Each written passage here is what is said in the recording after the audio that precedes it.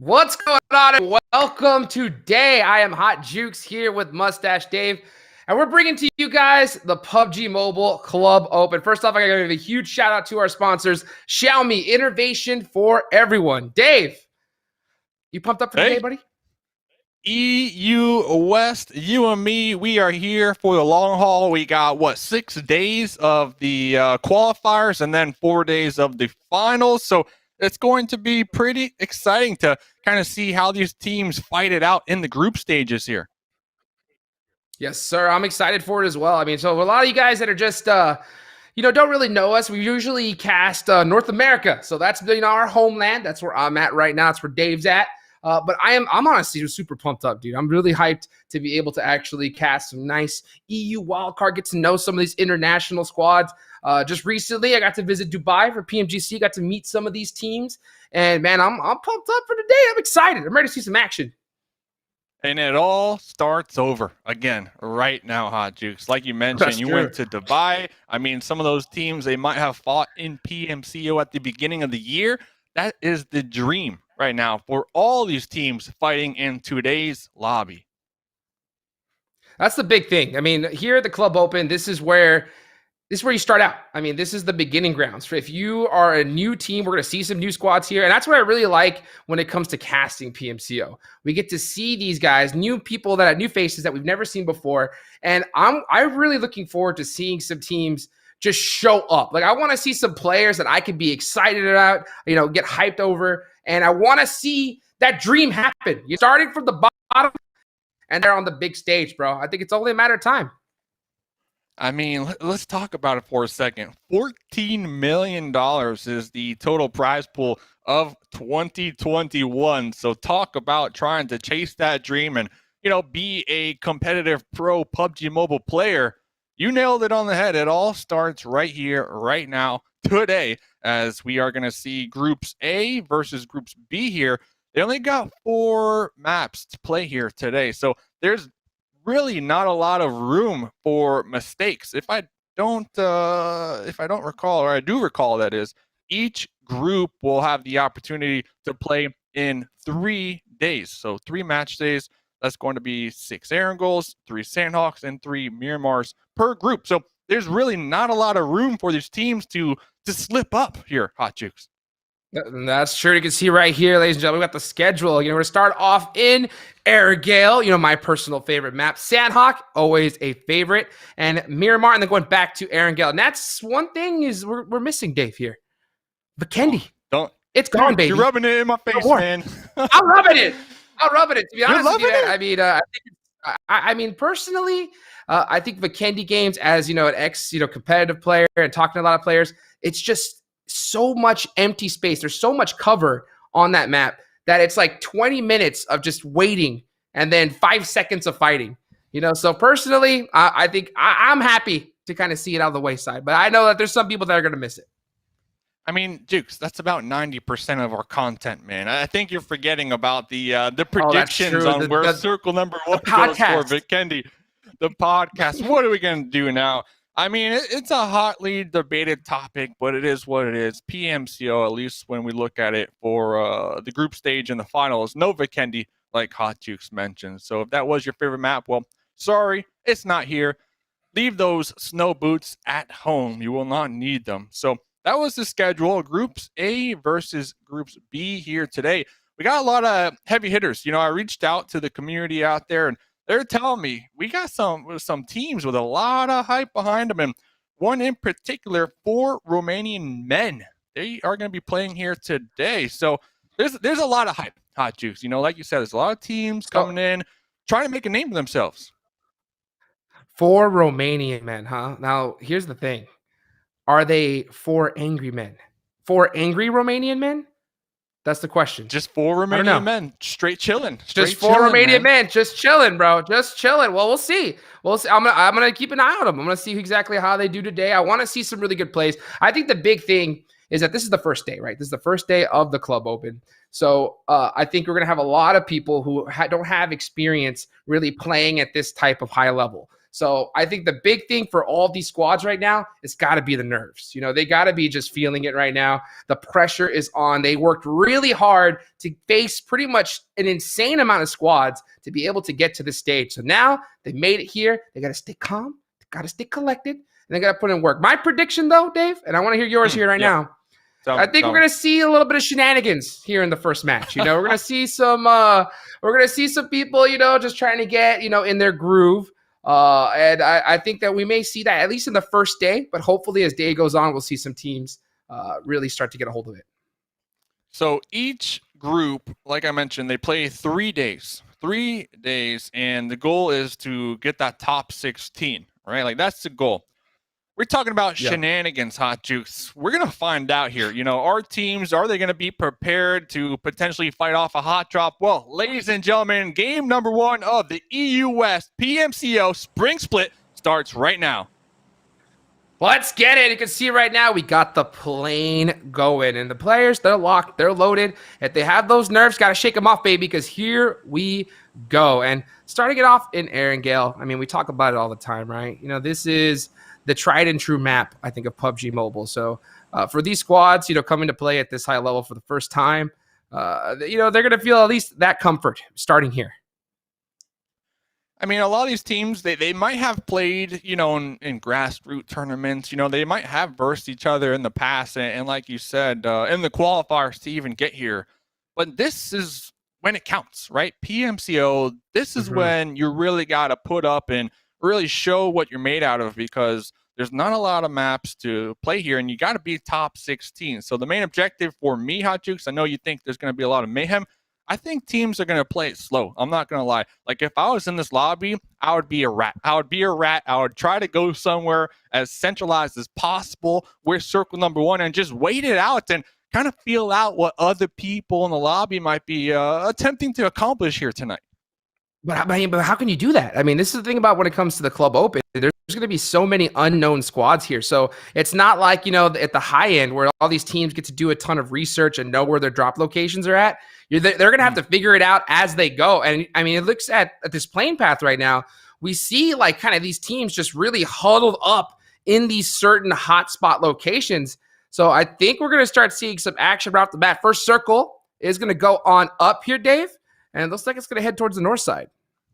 Yeah, we saw our playing path. It did favor the south side, or the southern end, I guess, of Erangel. So that's why we see a lot of teams. They're not in circle number 1. And Hot Jukes, we look like we got 2 teams potentially looking to square off really early on here.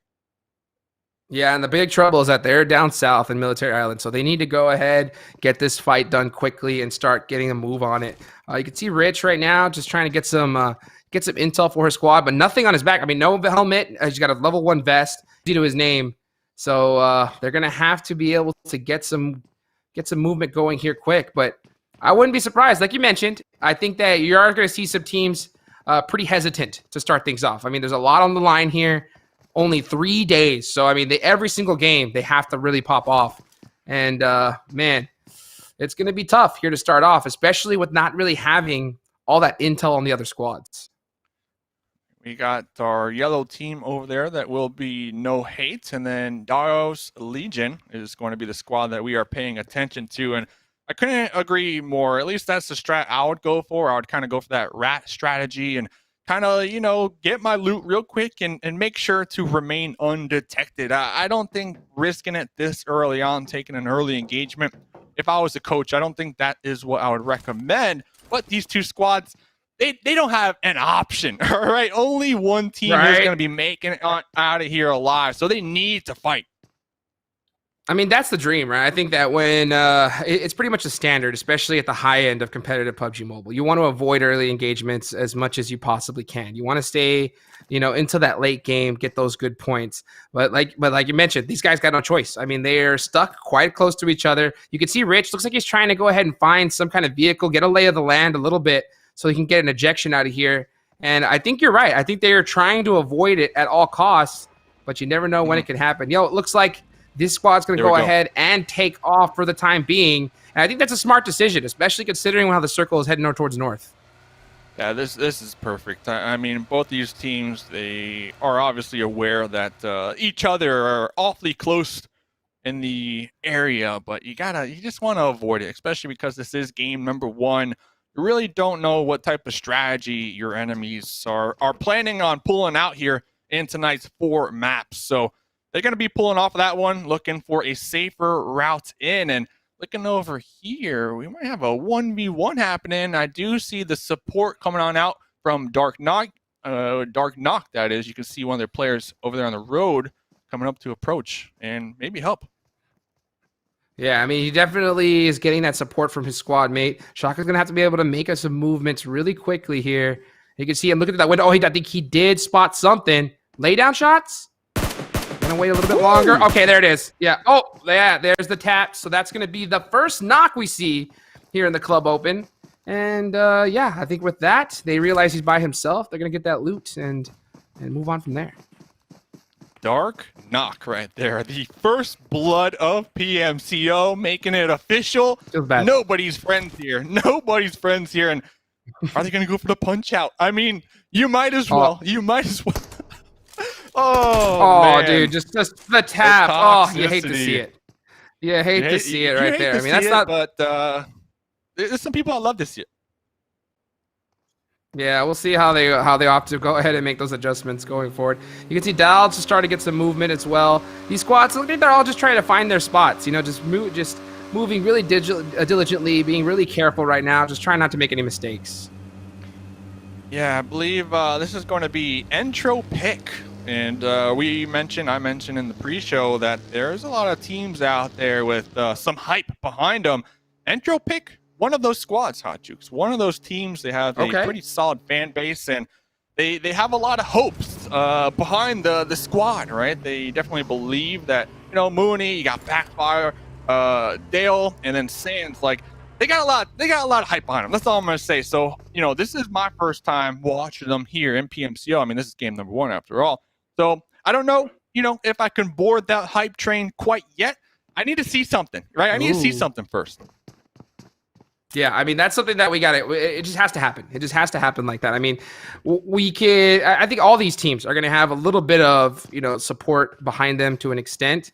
Regardless, though, I mean, this is the proving grounds. You have to show up, and you got to do it quickly. That's the problem when it comes to the Club Open, because there's just so much on the line here. You know, ending up top 16, it literally could change your life. It could change your life if you're able to go ahead and move up slowly through the ranks. But this is where you all start, and you got to do it now. We just had the opportunity to check in with Teletubbies. They look like they're going to be down 1 member from the squad. Has to be the red Teletubby. That guy is always showing up late to the party, and here they are once again. Chills with the mini. We might have some conflicts here erupting as everybody, they seem to be playing it awfully cautious early game. I mean, this is what we expected.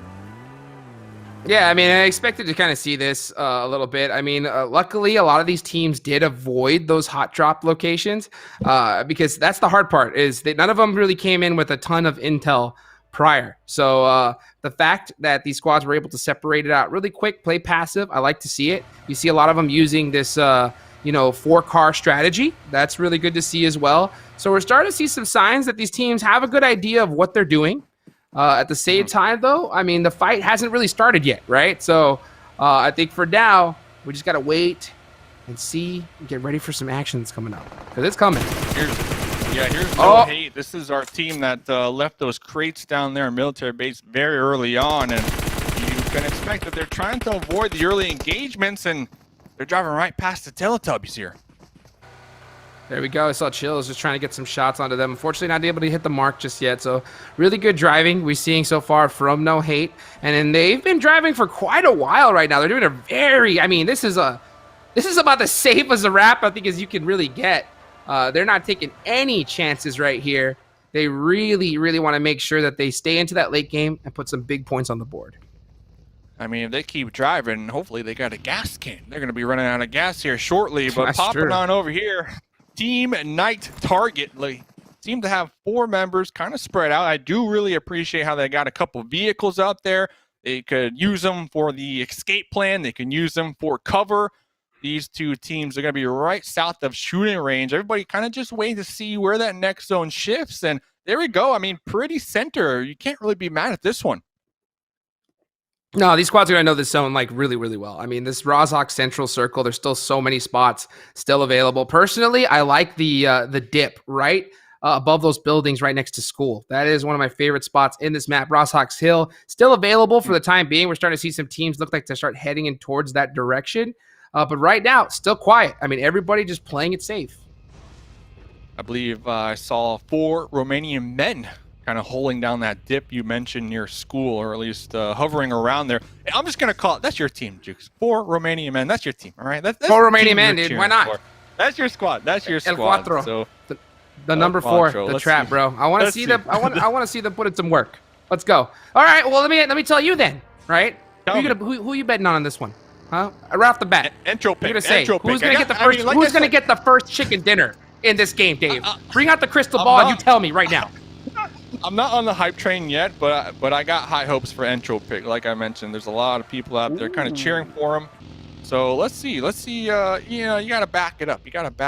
Now another team that's been kind of driving around a lot, the Teletubbies. We're only having 3 members in game number 1. I'm surprised how aggressive they are here. Dude, I mean, they're rocking the trio, but I love to see, a team really, start pressing the action a little bit. And even though, like you mentioned, they're down 1, they are chasing down some vehicles. And to be honest with you, if it were me coming into PMCO with, just having a little bit of background, I would play highly aggressive at the start, personally, on day number 1. I think so. Why is that? Just due to the fact that you're going to have teams nervous. That's a really big factor, to be honest. I mean, they're just not you're going to have teams, players that are normally excellent at the game, just those nerves. Sure, they're not going to be playing to their absolute best. So if you're able to take advantage of that, get an early squad wipe on them, that could kind of mess with their head a little bit and, kind of put them behind. So I think that if you have a little bit calmer nerves, I think playing aggressive at the start, especially at PMCO, I think it can pay dividends for you. And that's the thing, right? You and I, we kind of got used to watching the pro teams, the teams that have been, in the game for the longest. But we have to remember, like, these teams, this could be their first time in a competitive lobby. So if a team, like you said, if they get taken out early, that might tilt them and ruin their whole day altogether. So being able to potentially have that IGL, somebody that keeps the team calm in those dire situations, that's going to be extremely important for any squad looking to move forward here in PMCO, at least in my opinion, Hot Jukes. 100%. That's something that we don't really get to really talk about too often.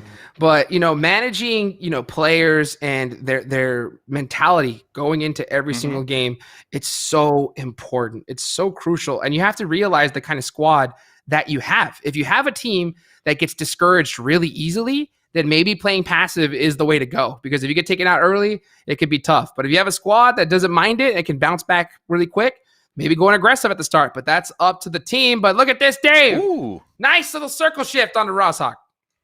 That's what I call the fitty right there. You don't know if it's going to go north. Fitty, you don't know if it's going to go south. Rozhok right in the middle, right smack in the middle. We got a ton of teams over around that southern end. Pachinki, they're going to need to move. They're going to need to move right now, that is, too. And there's not a lot of easy routes, I'm going to say, to make your way on into zone. So, ladies and gentlemen, you were looking for that spicy action. Well, this is the zone. Your wishes are going to come true. Oh, absolutely. Look at all these squads coming from the south. I mean, I hate these zones personally because you have to make a bet. You have to decide, like in a 50-50 coin flip, will it go north or will it go south? And if you're on the opposite end, you're going to be at a huge disadvantage. We can see right now, Team 20, Team Knight target. Looks like they're trying to find their target right now. Oh, just a little one tap, just to let them know, hey, we're over here. Love to see that. As all these squads are just trying to find their way in right now. Here's Scrim Farms, another team with a lot of hype behind them. I sent out a tweet, and I remember, I don't know who it was, but like, Scrim Farms, Dave. Come on, Dave. Scrim Farms, they're definitely going to be one of the teams to be smacking, to bopping heads here in PMCO group stages. And we're going to see some action here. Just a couple moments, ladies and gentlemen. And another thing that's kind of interesting that for some reason I just now realized it's going to be rotating lobbies for the most part. So today is A versus B, and I don't believe these two lobbies will fight each other again. So, we were kind of talking about you kind of got to learn you have to learn the way of the land. But, with the rotating lobbies, it doesn't give you an option to, because you're not going to fight these teams after today. Hey, guess what? You're starting here, you got to pay to play, baby. You got to put in the work. That's the big thing. They're not going to have as much intel as other teams, but guess what? If you want to get to that stage, this is where it starts off. But look at this. We're seeing Team 9 be my loot. Might just end up being the loot of No Hate if they're not careful. Oh, look at that, though. The fifth sense. Oh, man, he had the sensation. He knew it. He was like, there's some people over this hill, and that looks like a smart decision. What they call the spotty sense, man. You just know when someone's looking at you right there. And the Peter tingle. If there was an award for most distance traveled, well, No Hate, they have probably accomplished that by now, as that is going to be the team right near Be My Loot. And looking on over here, Be My Loot looks like they are going to be pulling back into these compounds, looking for a safer position to call home, and just kind of wait it out to see where this next zone might take us. Man, and look at this. We're starting to see, there's still 61 players alive. Only 3 people have been, have been out so far. And these guys are playing it really, really slow, real careful, even hanging out in the blue zone right now. Look at this shift, though, Dave. Okay. Oh, my goodness. Wow. This is a tough one for these teams. That's a huge one. Counting right off the bat, I only see about 4 teams who are actually in the zone right now. So Fast Boys, that's going to be Team 18 right here. It looks like they're trying to heal on up. I might have spotted out a vehicle. They need to pop in that sucker right now, and it looks like we are going to see Team Dark Knock already opting to move and potentially keep the Fast Boys. This kind of part here when it comes to DO, a lot of these squads, they don't really go with the meta of just like instantly sending it to the new circle. So they will camp you. They will wait and stay in that end zone until you're completely taken out. So it's even harder to rotate, I think, in PMCO versus a lot of other tournaments. So some of these squad players are going to have to hit some big shots. You can see right now. Oh, nice shot. Out the car right there. Love to see that. Going to add another kill, or for the first kill for Team GSG Europe on the board. GSG Europe right there, setting up a nice little gatekeep onto the Fast Boys, who kind of got stuck out there in the blue, maybe underestimating the power of Papa Blue out there in the distance. Team Night Target looking to find themselves a safe position on the edge. We hear the gunfire, Hot Jukes. We hear shots erupting all over the map right here. It's getting sweaty. That's what happens when you start playing, so passive for so long. You're going to see a lot of action right here. You see this squad. I love this little bowl right next to Rozhawk. They know it as well. You can see here comes Entropic trying to go ahead and get some shots on it. Okay, yeah, Team 20 instantly. Team Night Target making some nice return shots. I love to see that smoke as well. But it looks like they're going to give up that spot. Oh, and they are heading on out of here. This is super risky. Entropic, they had, the potential to maybe scoot their way up that hill just a little bit, and then they're going to be overlooking Team Night Terror, or Team Night Target. So I kind of do appreciate them giving up that spot for the time being for some better hard cover that is over there in Watertown. Yeah, able to make it there. So, it looks like the squad that was in Watertown, instead of, playing it a little bit more aggressive, I think that's what you kind of should do when you have that zone. You don't want teams to push up on you for free. But opting to play a little bit passive right now, just not trying to make any mistakes. Let the blue zone, do the work for them.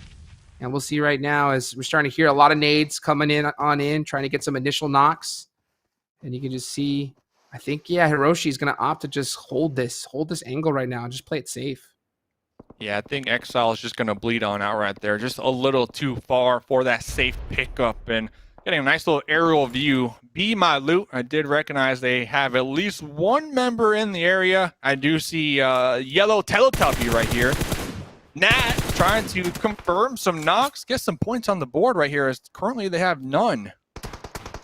0 so far, and he's the last player up for this squad. So already 2 teams down. He's going to be in a lot of trouble right now. The next zone is about to pop, and with this much water, it's always so tough. Look how spread out these squads are. Who is going to get blessed right now? We're about to find out. Be my loot. Done. That's the last member of. I mean, from across the way, and look at this, Dave. Zone. It's going to be a party in Watertown. Yeah, so Team Night Target, they really fortunate right now. I don't know how many members they have up, but that's that team that gave up that bowl and sent it on into Sunken City. And that's paying off big time right here, as it is going to be right there on the southern end. We have a couple stragglers out there to the north who do need to swim across the inlet. So best of luck. Hopefully you got your scuba fins on, and hopefully you won't be spotted. But honestly, I'm looking right now, shoot to kill. Team 19, they have 4 up. They have some high ground. The only thing working against them is that they're not in the next zone. So let's see what they can do here. They might be able to push down from their high ground and pick up a couple kills. Oh, that's a horrible knock. Yeah, that knock is so rough. And right at that's the worst moment, because here comes the blue zone. This is circle number 5. This one chunks you, and you can just see it starting to put that work. They're going to full send it right now. They have no choice. And we're going to see some teams, I think, really have an eye on them. And they're heading straight into the water right now, trying to make those UAZs aquatic. But looks like some shots are going to give them a little bit of a break so far. Oh, look at this underwater. Clown does get caught out. So he is done and out. As you can see, the remaining members from Shoot to Kill are just doing everything they can. There goes Nat from the Teletubbies. Down, out in 12th place. Done. I mean, they were wide in the open, honestly. I mean, coming down from that high ground, from that that hill up there to the north, there's really no cover. And that's why we saw at least 3 members from Shoot to Kill kind of just YOLO send it into the water. They are going to have 1 member alive still in this smoke, just trying to get some placement points. I mean, if they get taken out right here, right now, in 11th position, Jukes, that's only 1 placement point. So they definitely need to snake it to make it. I mean, that's what I'm saying. It's like you have 4. I think I would like to see them play a little bit more aggressive to kind of push up in, use each other, rather than just kind of make the rotation sacrifice of 3 players. But you know what? Sometimes you get caught in some bad positions, and you got to make some crazy plays. But we'll see, who is going to end up on top here. The position is still, I don't know really who has the best spot, because this next zone, I mean, it's like basically a 4 quadrants right now. It can go in any direction. I'm still really impressed with our squad, No Hate. I mean, that's the team that had the potential early game to get wiped out, but they have just been playing heads up over here, trying to make sure to play the zones rather than get these kills. And they have 3 kills so far, but they're still alive, 3 strong. They're looking good. Let's see where the next zone goes. And what a troll zone for the first game of PMCO group stage.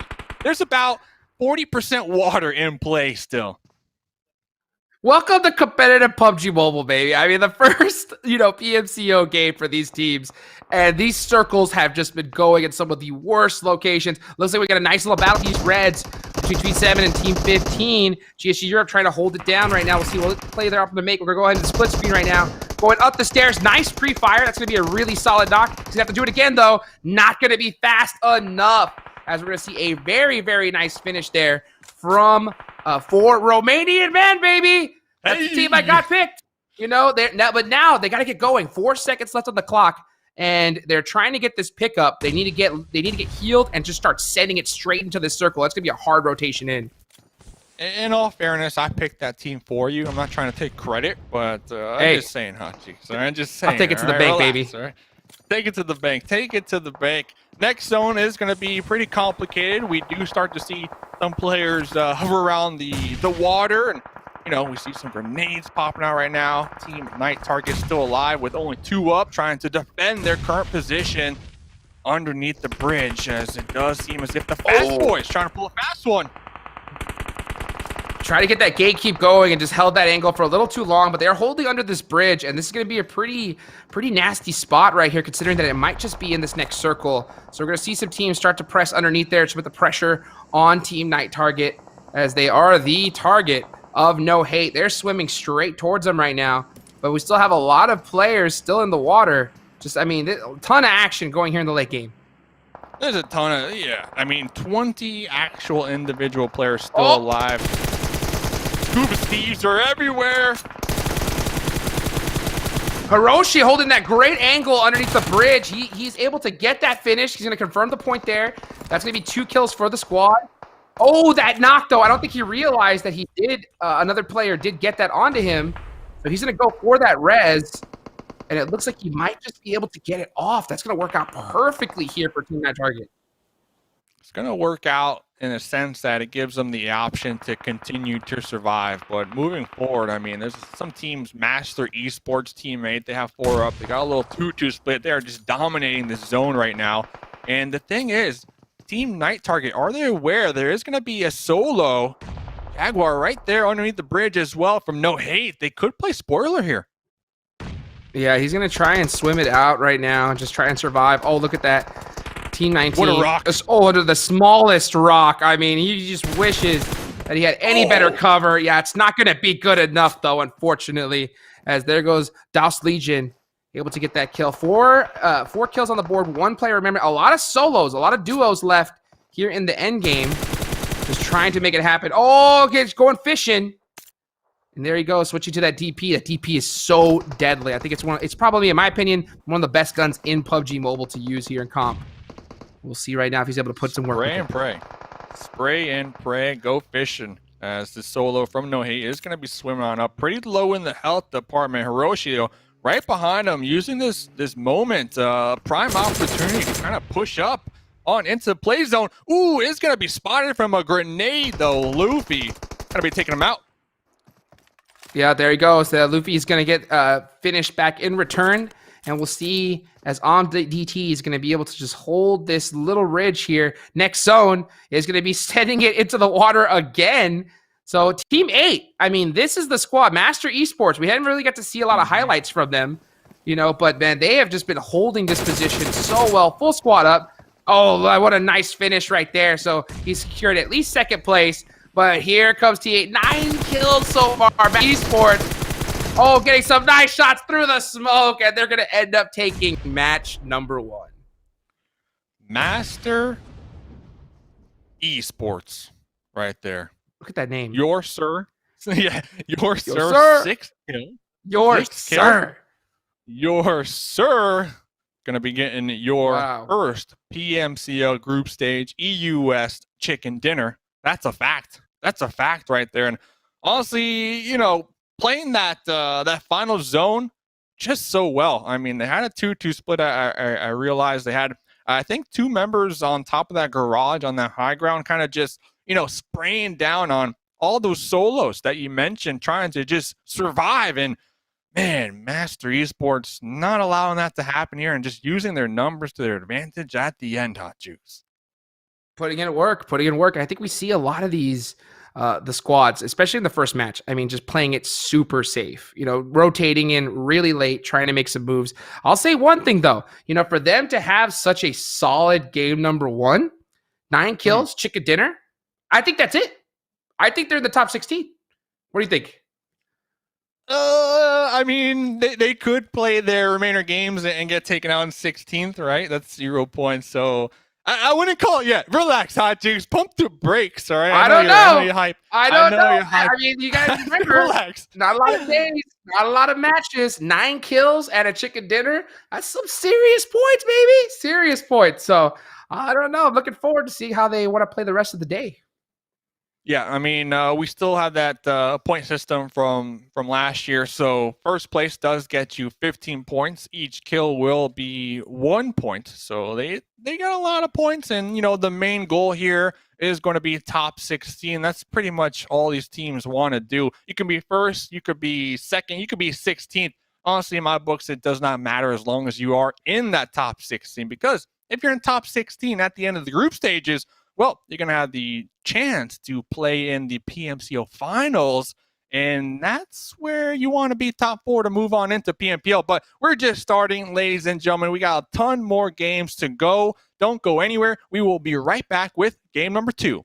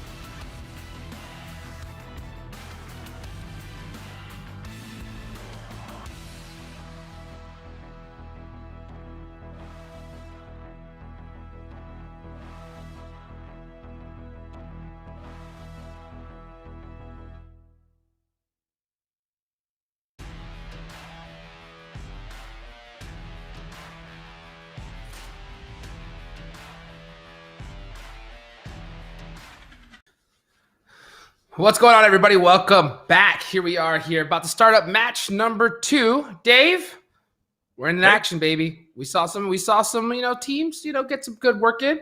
Good, solid chicken dinner coming out. 9 kills to start things off. But I think overall, seeing a little bit of passiveness from these teams. And honestly, considering the stage and how much is that line, I can't really blame them. Master Esports getting that first chicken dinner here of PMCO EU West group stages, and that's got to feel really good. That has to feel good. That should be able to alleviate some of that pressure, those nerves that we were kind of mentioning just a little bit here and there for these teams, because this could be the first time that they have ever played in a lobby at this caliber when it comes to competition. So to be able to come into here, get a chicken dinner, that really reassures yourself like, okay, boys, we got this. We could do this, and we're here for a reason, and we're not stopping yet. We're going all the way to the top, baby, to the moon. Let's go to the moon. I want to see, honestly, it always excites me to see just kind of like new blood get into the mix of competitive PUBG Mobile. And to be honest with you, they're at a big disadvantage if you think about it. I mean, a lot of these top squads have been playing for like 2 years now at the highest level. But at the same time, how many teams, how many players can play at that same level that we've just never heard of? There has to be some out there, So that's what I get so excited to see PMCO and just see some of these squads just rise through the ranks. Yeah, and it goes both ways. It goes both ways. I mean, some of these teams that have been at the top echelons, you get tired after a while. You get burnt out. You get washed up. I mean, it just happens, right? And that's where we start to see some of these, the new bloods, like you mentioned. Like, take this. We saw last year as well. PMCO, their team might not have qualified, but there's that one or that second standout player who instantly get picked up and sent to the big leagues because of the performances that they showcased here in PMCO. So PMCO, not only a good opportunity, of course, for the entire squad to kind of qualify and move their way on to that next stage, that next round, but also for individuals to really show what they're made out of and catch the attention of maybe some other teams, like you said, that are at the top that might be looking to pick someone else up. I think that's huge. I think that's something to really think about. I mean, all I know is that if I was somebody that was just fresh on the block coming in here, I think my mission would just be to just frag out. Like, just go nuts, get tons of kills, show a crazy performance. Because like you mentioned, we have seen some of these star players from some of these squads. Hey, you're a really great fragger. We've seen you make some insane plays. Why don't you come on over to our squad, and get signed? And life's changed just like that. So going into match number 2, about to get started here. I want to go ahead and see the nerves shaked off, and I want to see some action, baby. Let's get it going. Ladies and gentlemen, match number 2 going to be Sandhawk today. Strap on those rain shoes because we are dropping in the hot and the moist map over here. And looking at the plane path, not too bad. I mean, especially compared to game number 1 where the plane was down there in the south. At least this plane path will open up this map a little bit for all these squads to kind of spread out like you like to see and kind of play that early game nice and slow and nice and steady without really risking it all to get wiped out first.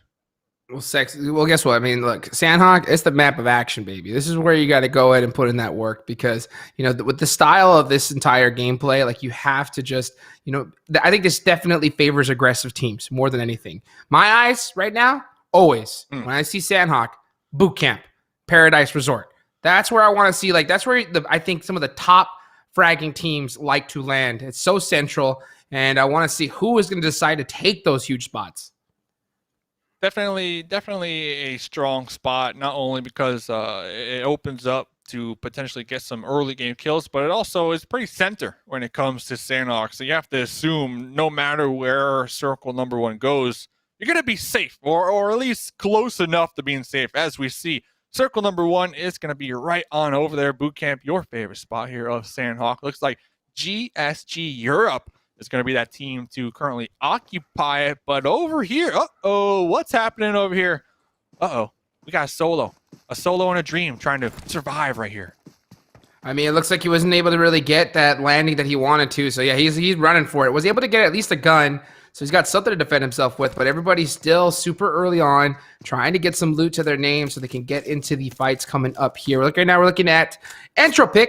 Now, you told me at the top of the show, this squad has quite a bit of hype around them. Yeah, so I want to see what are they going to do different from match number 1 here in Sandhawk. And we got, we'll keep you updated, ladies and gentlemen. By the way, we got some scoreboards for you. Entropic, they currently are in 5th place on the overall leaderboard when it comes to the matches today. And of course, Master Esports going to be up there at the top. But yeah, I mean, finding yourself top 5 after game number 1, you're definitely off to a great start. A great start considering that every single group, they only have 12 games to play in the group stages. And when we look at groups A and B, hey, now they only have 11. So, I mean, Jukes, you've been a competitive player before. 11 more games to go. Like, how stressful could it be? Like, you need to perform here because there's not a lot of wiggle room to get taken out early.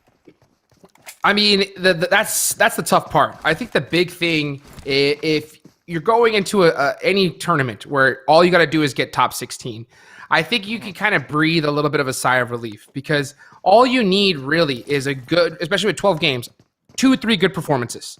And if you're confident in your team, that's good. I think that if this is your first time, though, playing in the PMCO, this is the stage to work out all the kinks. Like, you want to get everything out of the way in this mode right here because as we start going later on the stages, there's much less room for mistakes. You have to have a good game almost every single one if you want to end up in the top 3. But right now, top 16, that's it. In first place, that's it. 16th place, doesn't matter. Doesn't matter which one you are. And personally, Dave, I wouldn't want to be first place here. No? Why not? What do you mean? No. What do you mean? I don't want to. It's bad luck. Oh, you mean at the end of the group stage, you don't want to be first place. At the end of this first group stage, right, where it's just top 16 qualify, I think it's bad luck to be first place, personally, okay? And the only reason why I say that is due to NA's record, right? We're the scrim champions, okay? Right? Of the whole world. When it comes to scrims, like starting off matches, always on top. But, I mean, and you see a lot of these teams, they post the screenshot saying, oh, look, we're number 1 going into the tournament, baby, And then that comes, and guess what? It's tough. So I think that if you end up first here, you cannot get too comfortable, I think you need to still have that hunger in you. Because like we talked about earlier, some of the top teams, they've been playing this for a long time. But there's some of these underdogs that are hungry and they want to put in that work. You cannot ease up just a little bit. Can't think, oh, we made it, baby. You got to still go ahead and show up in the big show coming up.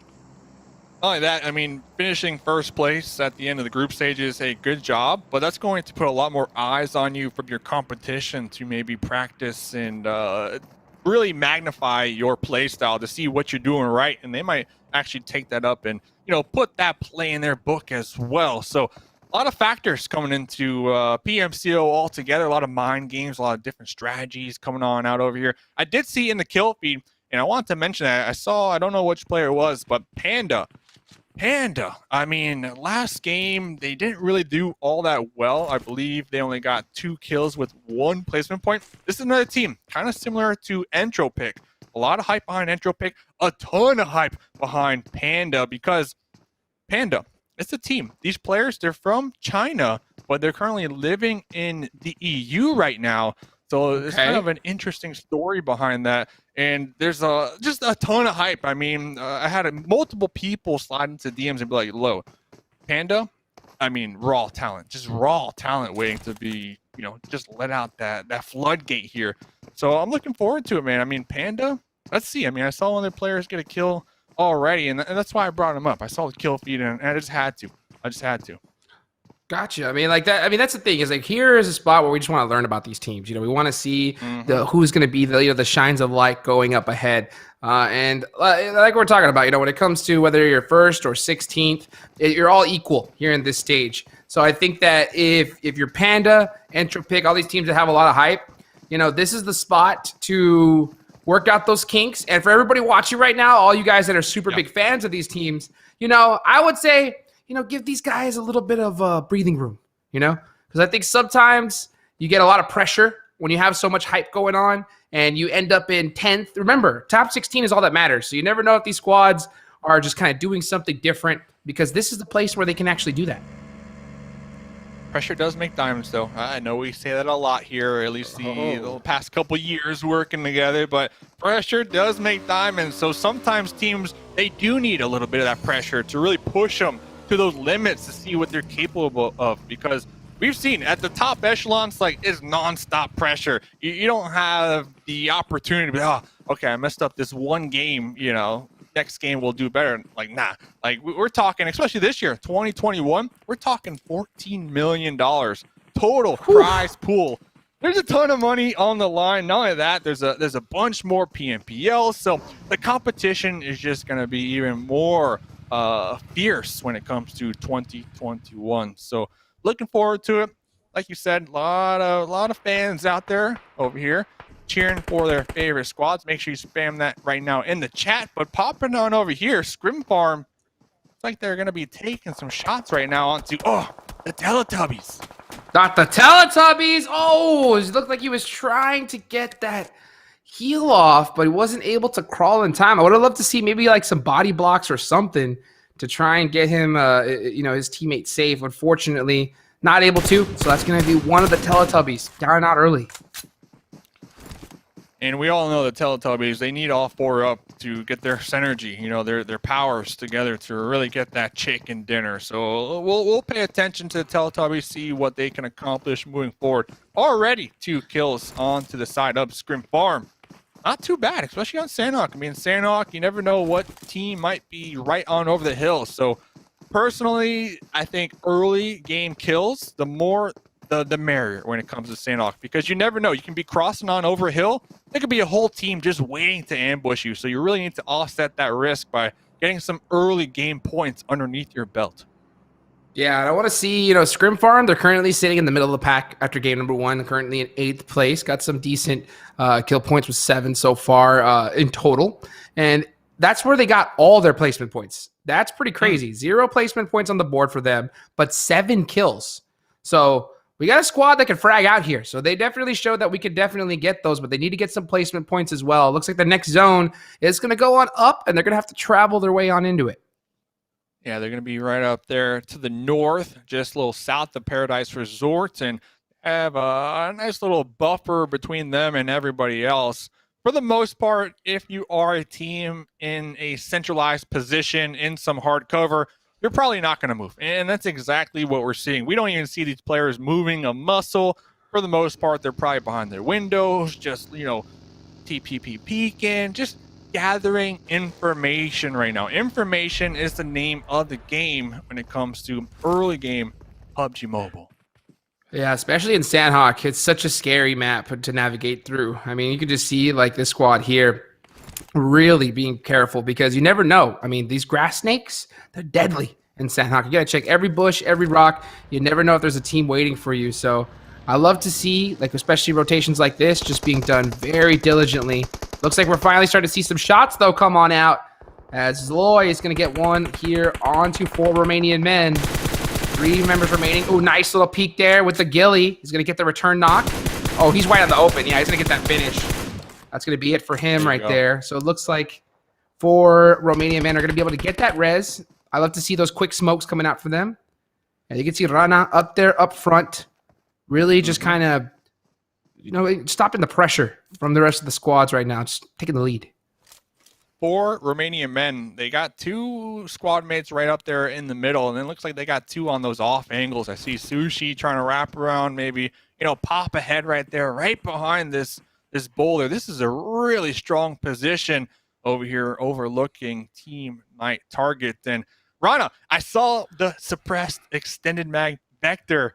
I have to say, that is probably my favorite weapon, Jukes. I'm not really. I mean, the recoil is on point. The recoil, for me at least, it's a lot more easier to control. So yeah, I love it. I love it. That fire rate, right? That fire rate's so insane on that vector too, especially up close at Sandhawk. You're definitely seeing it being a threat.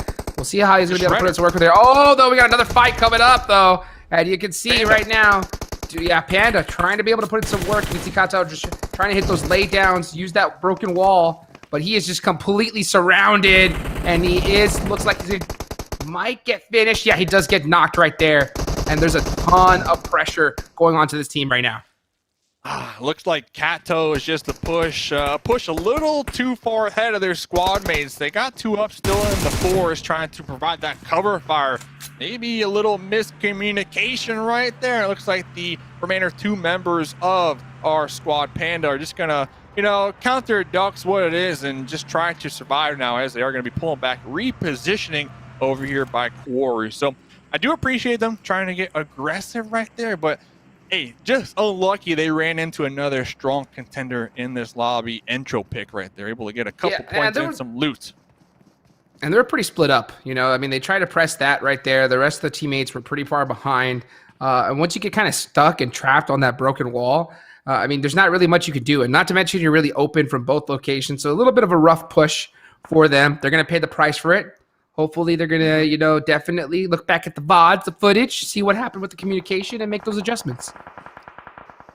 Yeah, I'm trying to think back, like, how would they have been able to save Kato? Obviously a knock, maybe 2 knocks, maybe even some utility, like some smokes, toss out some smokes, allow Kato to maybe crawl their way back to the cover, the safety where their squad mates were holding that one down. But it all goes back to just scouting. I mean, we popped onto the fight while it was happening, right? We didn't get to see the before, but I gotta assume maybe a little bit of scouting. You might have recognized, okay, this door is open, there's a vehicle over here, this looks looted.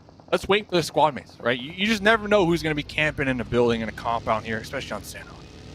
Yeah, that's the hard part too, is scouting inside of Sandhawk, it's tough. I mean, I know for a fact these guys here at the Club Open, they're going to be using every trick in their bag to get some points on the board. So that they're going to be, closing those doors, hiding those vehicles, and acting like there's nobody there. But guess what? There's a squad mate just waiting right for him. You can see right now, holding that angle, is going to get bursted on though as he gets pushed. And you can just see right now, 4 Romanian men got to get those finishes. But yeah, it's so tough. It's so tough, and at the same time, though, especially when it comes to Sandhawk, you have to assume that everything is taken. That's just really what it is. You can't just run into a building by yourself at all. You have to go check it together. That's what all the top teams do, and you have to be just super militant from start to finish. Ooh. Once again, no surprise, especially after watching them game number 1. No hate. They love their vehicle rotations. I mean, they're always in a car on the move, and that's what you have to do. I mean, you have to try to avoid taking unnecessary damages. Whoa! Saka popping out right there. Woo! Done, son. One of the members from Tried to make a play. Tried. Unfortunately, just got caught there by that rock, and you could just see No Hate just still holding these angles right now. 2 of them knocked. This is a top. rip. Yeah, look at that. Yeah, unfortunate for them. And a little 2-2 split. They sent 2 to the boulder. They sent 2 to the safety and comfort of that compound. And I believe those 2 members who are knocked, I think their position might be compromised. I heard some shots being peppered in their general area, so I don't know if they'll be able to get the pickup in the reset. Yeah, we'll see Night Target right now getting that res. They are down a player, so they're rocking a 3-man, running wide out in the open. Got to be really, really careful. But that's Sandhawk, when that zone shifts, you got to get moving. And they're getting gate kept really, really hard. We'll see how they opt to play it, though. And that's the tough part about Sandhawk, too. This map, it's hard to find smokes here. There's not a lot, just laying around. So you got to use the lay of the land as cover and just be able to make plays, hit those shots. And when in doubt, snake it out, baby. Snake it out. Try to get them placement points. And you better watch out. You better watch out. I mean, and it's understandable, though. It's understandable. You don't have a lot of games to play here. So if you could snake it out and get a couple placement points underneath your belt, hey, all the power to you. I mean, first place, 15 points. Second place, 12 points. Third place, 10 points. So we'll see what they end up doing over here. Scrim Farm, still with their whole team alive. 2 kills so far. Next zone does go on up. Looks like it is going to shift up there to the north. Got a couple teams hovering around Quarry who need to make the push up there. It's an interesting strategy, when I look at these teams, right? Because I think there's so many different ways you could try to play this if you want to be able to progress. step by step through these tournaments. If you're in PMCO now, I think you're seeing a lot of teams play it super passive because they just want to get those secure points on the board. Let's be honest though. If you're playing passive and just hoping for zone every single game, I don't think you're going to make it far in at this high level. Hold on, nice shot there. There goes the Teletubbies down out early. Rip them. But, back to what I was saying. You have to be a squad that can take fights at the opportune times when you're available. You got to be able to make plays and get it done if you want to be able to make it to the highest level. So I think that, these teams have to decide. When do you want to opt to go for that passive play style just to get points? Or when do you want to start really playing the best game that you could possibly play?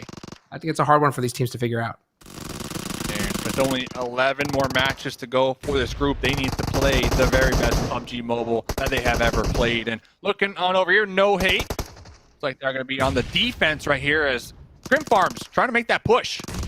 Starting to see split right now. Tommy Gun is out. Oh, nice little nade trying to get the bounce. Is he going to be able to get something off? Nope, he's waiting right there. Ew, nice pre-fire with that Tommy Gun. Got to get those 2 flushes, and that's going to be 2 points on the board on the side of Scrim Farm. And still trying to make some plays. Octavian, nice peek there.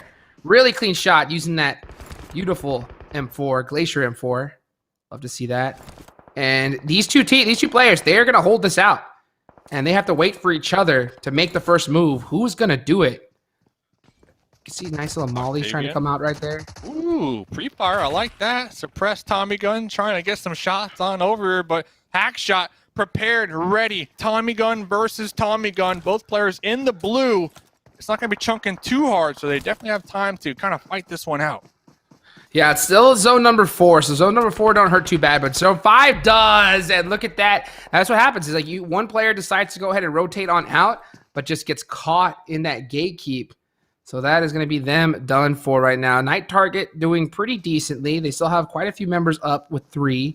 They're outside of the circle, though. They got to start pressing up this hill, and they don't want to give away their position just yet, so they got to move up really carefully. Yeah, they're going to be pushing uphill. This is the best case scenario for our solo from No Hate. Trying to heal on up over there, trying to just kind of use Night Target as a bodyguard, as a meat shield. But honestly, all these teams down here in the south, it is just a pickle. I mean, the blue zone applying the pressure. You have to run uphill. They're getting picked apart left and right here. Oh, man, it's so tough to rotate from blue late, especially in PMCO. You got to be able to make those moves, but you have so many players that just opt to just gatekeep the absolute heck out of you. You can see if he's going to try to be able to get this nade. He's really low, though. Zone number 5, starting to hurt. He's full boosted. He's got no first aids, and that's going to be the knock onto him. Nice little return shots from his teammate. He happens to have 6 first aids on hand, so he's going to be able to live a little bit longer. 4 kills to their name, and the zone is starting to close. Trying to make some plays. Oh, not able to get it off. So close. Yeah, it's so close out there. Just trying to heal on up, trying to survive as we're going to pop on over here to Sands. Trying to work their way on up the hill in the blue, trying to avoid the shots. They are going to have 2 members from their squad still going to be up, and nope, I take that back. Dexter spotting out Sands. Yeah, you can just see right there 4 Romanian men putting in this work, gatekeeping really hard right now. They got really nice angles and the high ground. They're really split up, so they're in a pretty dominant position here. This could be their game to be able to get a chicken dinner. They got 6 kills so far, looking to get some more. And I really like the fact that they're checking their back. They're making sure it's nice and clear. They don't want to have to worry about anybody coming from the blue, disrupting them. And they're going to be preparing for this next circle. It's about to start closing here in 10 seconds. Already 6 kills. That's equivalent to a 5th place finish. So they are on to a really swell start. Make it 7. I mean, that's almost a 4th place when it comes to placement points. So they're doing really good over here. Sushi still going to be spraying down onto one of the members from Entropic, taking them down, I believe, making that 8. So, I mean, talk about just feeling good for Romanian men. Sandhawk, I mean, they're clocking in, putting in some work right now. This is what I love to see. I love to see them putting in those shots and playing it aggressive. Some squads could just opt to just, hey, let's just wait and see where the next zone takes us. But they are taking advantage of it. That's a really nice shot there from Levi. Really clean. Oh, gets tapped really low. Those are a couple headshots under that level. Luckily, he had a level 3 helmet on. Otherwise, he would have been knocked for sure. He's a little bit bit longer, though. And look at these shots coming from so many angles. Oh, that was almost a really nice ejection, but gets caught right in the back of the toe.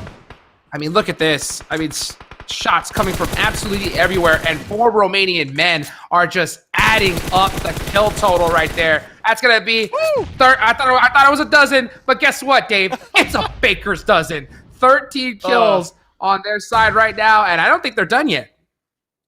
13 kills, and the cherry on top, the zone. They get the next zone.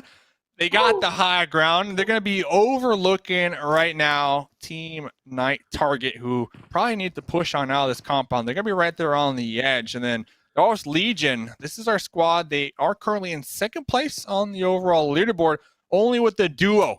They need to push on up as well. 3 teams to go, 4 Romanian men. This is looking like their chicken dinner.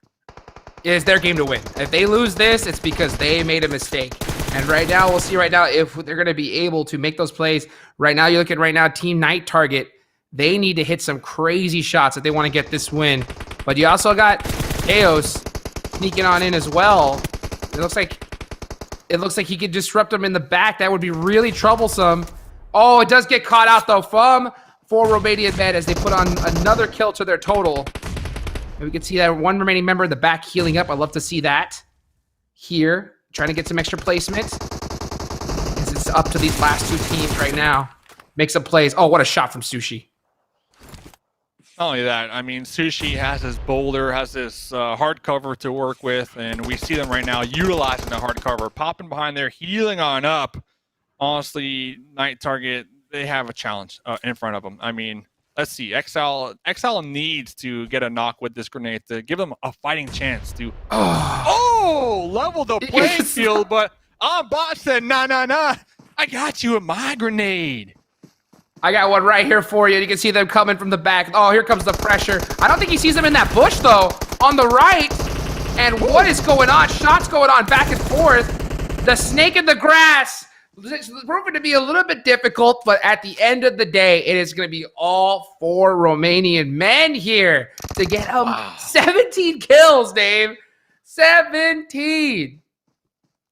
So coming into this game, 4 Romanian men, I believe they were in like 6th place with 2 placement points and 6 kills. Yeah, definitely not anymore. An insane game. Honestly, I mean, we saw a snake in the bush from Night Target. I thought that was it. I mean, they weren't checking that bush. You nailed the nail on the head right there for that one. But at the end, 4 Romanian men using their numbers to their advantage. Yeah, a couple of them got knocked, but hey, all it takes is 1 remaining squad mate to spot out that snake in the bush, take them out, and winner, chicken dinner. I mean, the second winner, chicken dinner with 17 kills. I mean, should we expect more like this coming out from 4 Romanian men moving forward? I don't know, but I'm looking forward to it, Hot Jukes. Man, dude, I mean, it's just like, look at the name, you know? We saw the top squad that finished in the entire, global championships, 4 Angry Men. Now, 4 Romanian men showing up at PMCO. There's something to it. Man. I'm telling you. One thing is, I mean, to get 17 kills, these guys got to be pumped up. Still only 2 matches left here today. But, man, I think we're starting to see some pretty serious action here to start things off. I love it. It's not like it was only 1 squad mate who pretty much put the others in their backpack.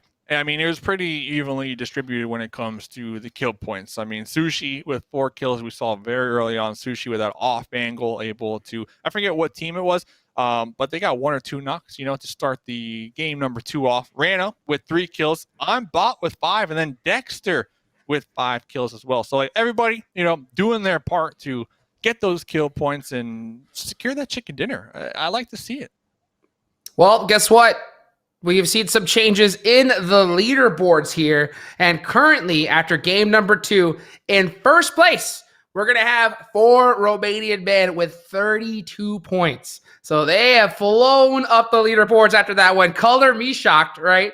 I mean, they got 22 of them on the last match right there. In second place, Team Night Target. So that's actually the squad that they were going against there at the end of the last match. They're going to be in second with 15. So 4 Romanian men already have doubled that of the second place team. I mean, it's still early on, but remember, it's only 12 matches here. Yeah, only 12 matches though. 10 more to go, to be exact, for groups A and B. So honestly, if they can come in here, get a chicken dinner, get an explosive amount of kills, I mean, 17 kills. The goal, ladies and gentlemen, the goal, top 16. That's all these teams need for the PMCO group stages. I'm not going to call it yet. Your last game, you called it a little too early, I think, Hot Jukes, but this is definitely a great start for the Romanian men to solidify themselves in that top 16. Without a doubt. I mean, that's so huge. Those points are going to be big. One thing that I really, really want to see from them is just to continue doing what they do. But guess what, Dave? That's going to be it for match number 2. We'll be right back after these words from our sponsors.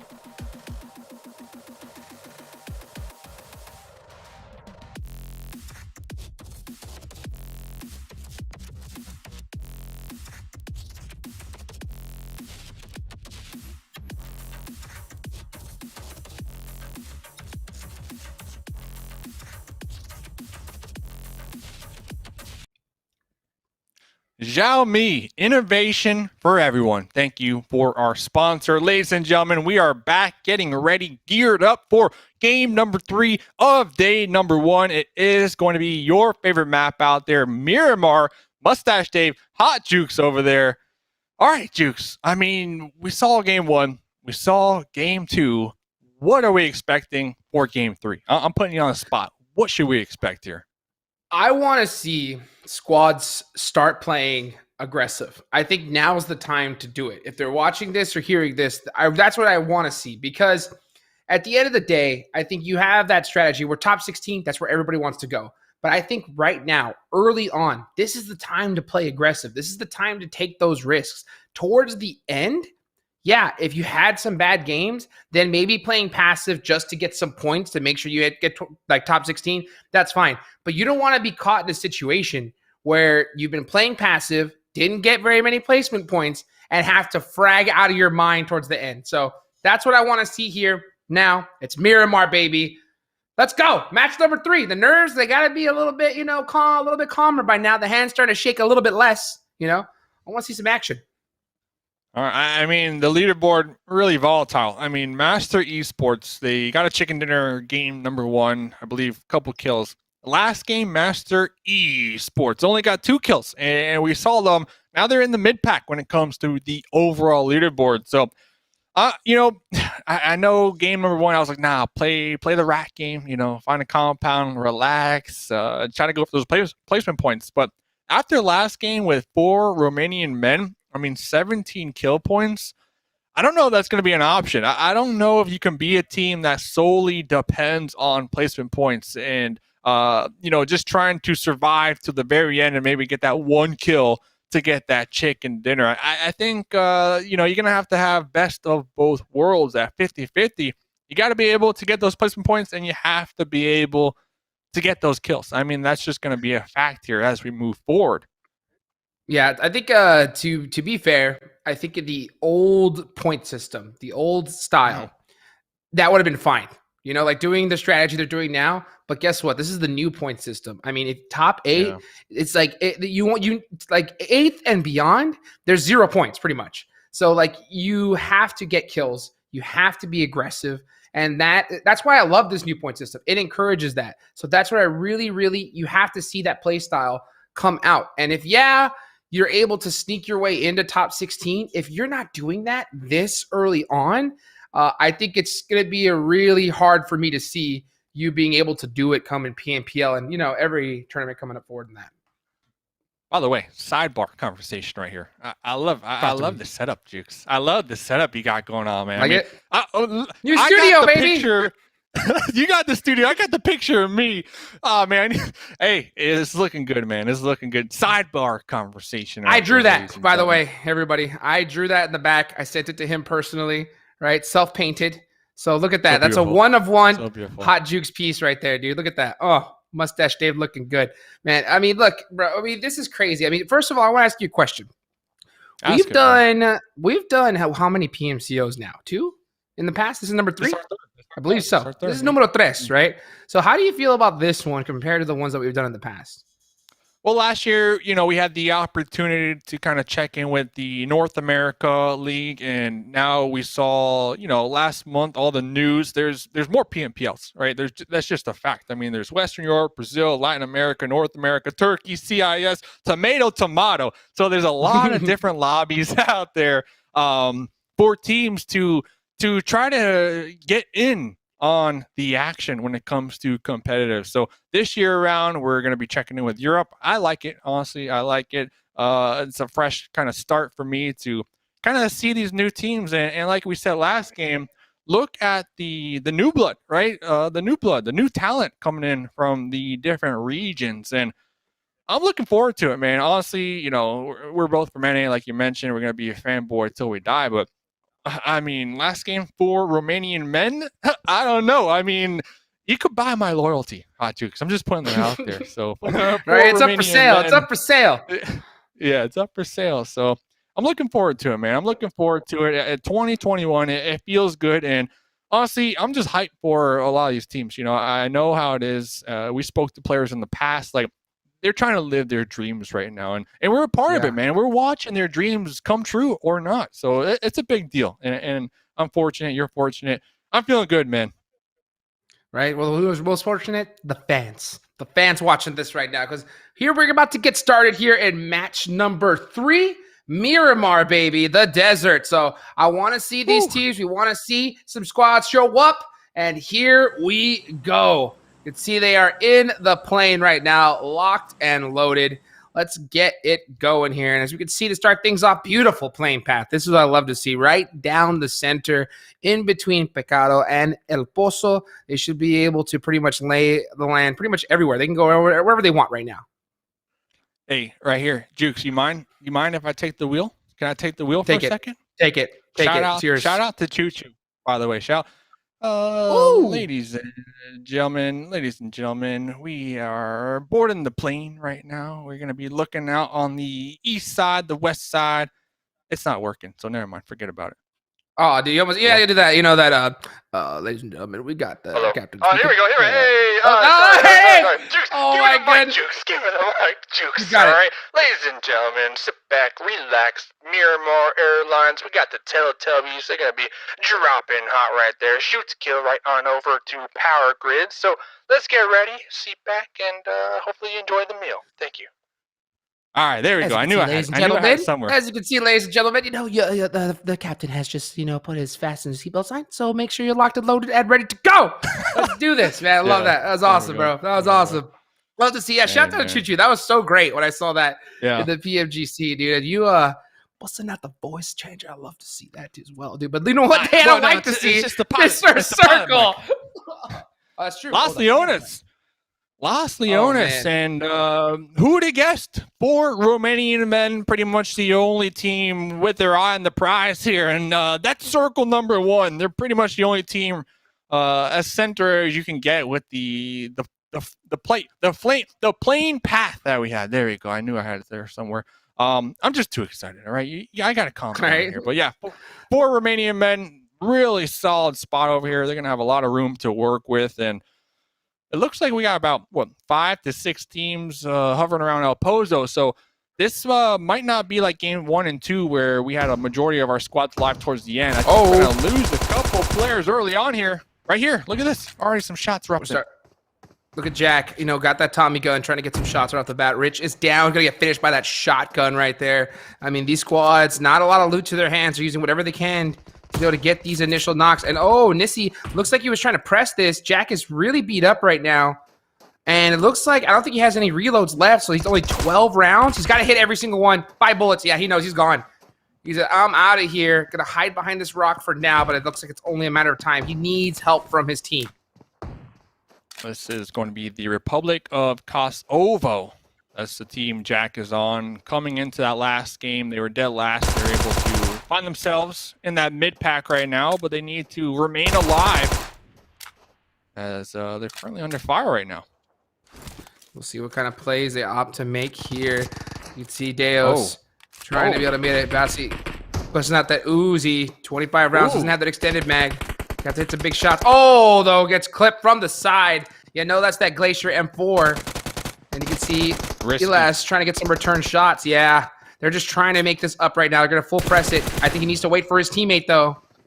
Play really carefully because he could definitely hit some shots. Oh, the Winnie out here trying to take some shots as well.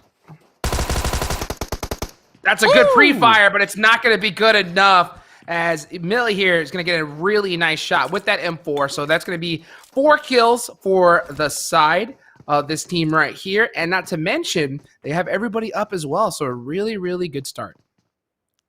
The Republic of Kosovo. All right, there, coming out on top. Kosovo. So, yeah, great start to them. They were playing really patient, and it just ended up paying off at the end. Looks like the nerves getting the better part of both teams, though. Kind of got a little sloppy, not gonna lie, but deadly. Yep, with the Winnie, gonna be getting that one tap. And looking on over here to the Fast Boys. Well, their squad mates going for that spray down with the ump, but doesn't look like they're able to connect as both of these pickups. They might be successful. Oh. Hold that, though. Hold that, though. They're making the push. They're trying to clean this one up. And here they come. They're coming in hot. Nice little jump shot there, trying to get it done. But guess what? I mean, just really well executed. I mean, the Fast Boys got in there in a hurry and were able to get their finish. Now, they did end up losing 1 member in the process, so they're going to have to stick with a 3-man for the rest of the game. But, hey, 4 kills, that's 4 points. And top 16, so important, so crucial. Every single point counts. I mean, Dave, how many times have you and I personally seen so many teams not make it by 1 point? How insane is that? A couple times. And you think we're memeing. We are totally not memeing. We're not. This is a thing. I mean, tournaments have been decided by 1 point. Teams have qualified by 1 point. I do appreciate, though, I mean, you said it, the Fast Boys, they did lose one of their members right there. But I really liked that confidence. And to me, what I saw was a team who was clearly communicating with each other when they made that push across that. It was a short push, but it was open terrain. So they were at the disadvantage. They didn't want to wait for the revives on the enemies. So they had a little 2-1 split. They sent 2 members to kind of wrap around, catch them off guard while keeping the full concentration from the enemy on that one squad mate with that pre-fire. So they definitely had a solid plan right there coming out from the Fast Boys. And Dukes, they need to be aggressive. They need to play like that because as of right now, they're dead last on the overall leaderboards. Yes, this is only the 3rd game, but that's definitely not a spot you want to find yourself. Maybe they heard me. Maybe they heard me, man, because that's a good sign in my eyes. I mean, I love to see the fact that they're able to realize, all right, we have the numbers advantage. Let's go. Let's press this. Let's get it done. And I do not want to see, ultra passive play style because it's just not the meta anymore. I mean, you got to be able to flick that aggression switch as a full squad and get those kills. And to see them do it here at match number 3, even though they're dead last in placement so far, I think that's that ray of hope that they needed. That's exactly what they needed, and it's a good start. They're going to have 3 up. They're going to have a challenge, but that's going to open it up a little bit more here for them to kind of regroup, take their time, and collect their thoughts, and feel a little good with having those 4 points. This is the team Master Esports. Golden Marauder right here, looking fancy, looking fly. They got the first chicken dinner of the EU West PMCO group stage, and that's what you're watching, just in case you just happen to stumble upon. Welcome to the chat, welcome to the stream. So, yep. Things looking up for a lot of these teams, and things looking kind of dire for other teams. If you are going to be one of these squads still in the blue, yeah, it's real early on, but I mean, it's just unnecessary. I mean, you need to be in the blue this late in the game still. I mean, 7 minutes, you had a lot of time to, kind of get into that zone. I don't know, Juice. I don't know. This is Miramar. The terrain's a lot more challenging to drive over. One flip, you're going to be running on foot, man. And that's why I don't like teams in the blue early game Miramar, because one flip, you're done. I mean, running in Miramar is just the worst. Oh, one flip, one dip, flip.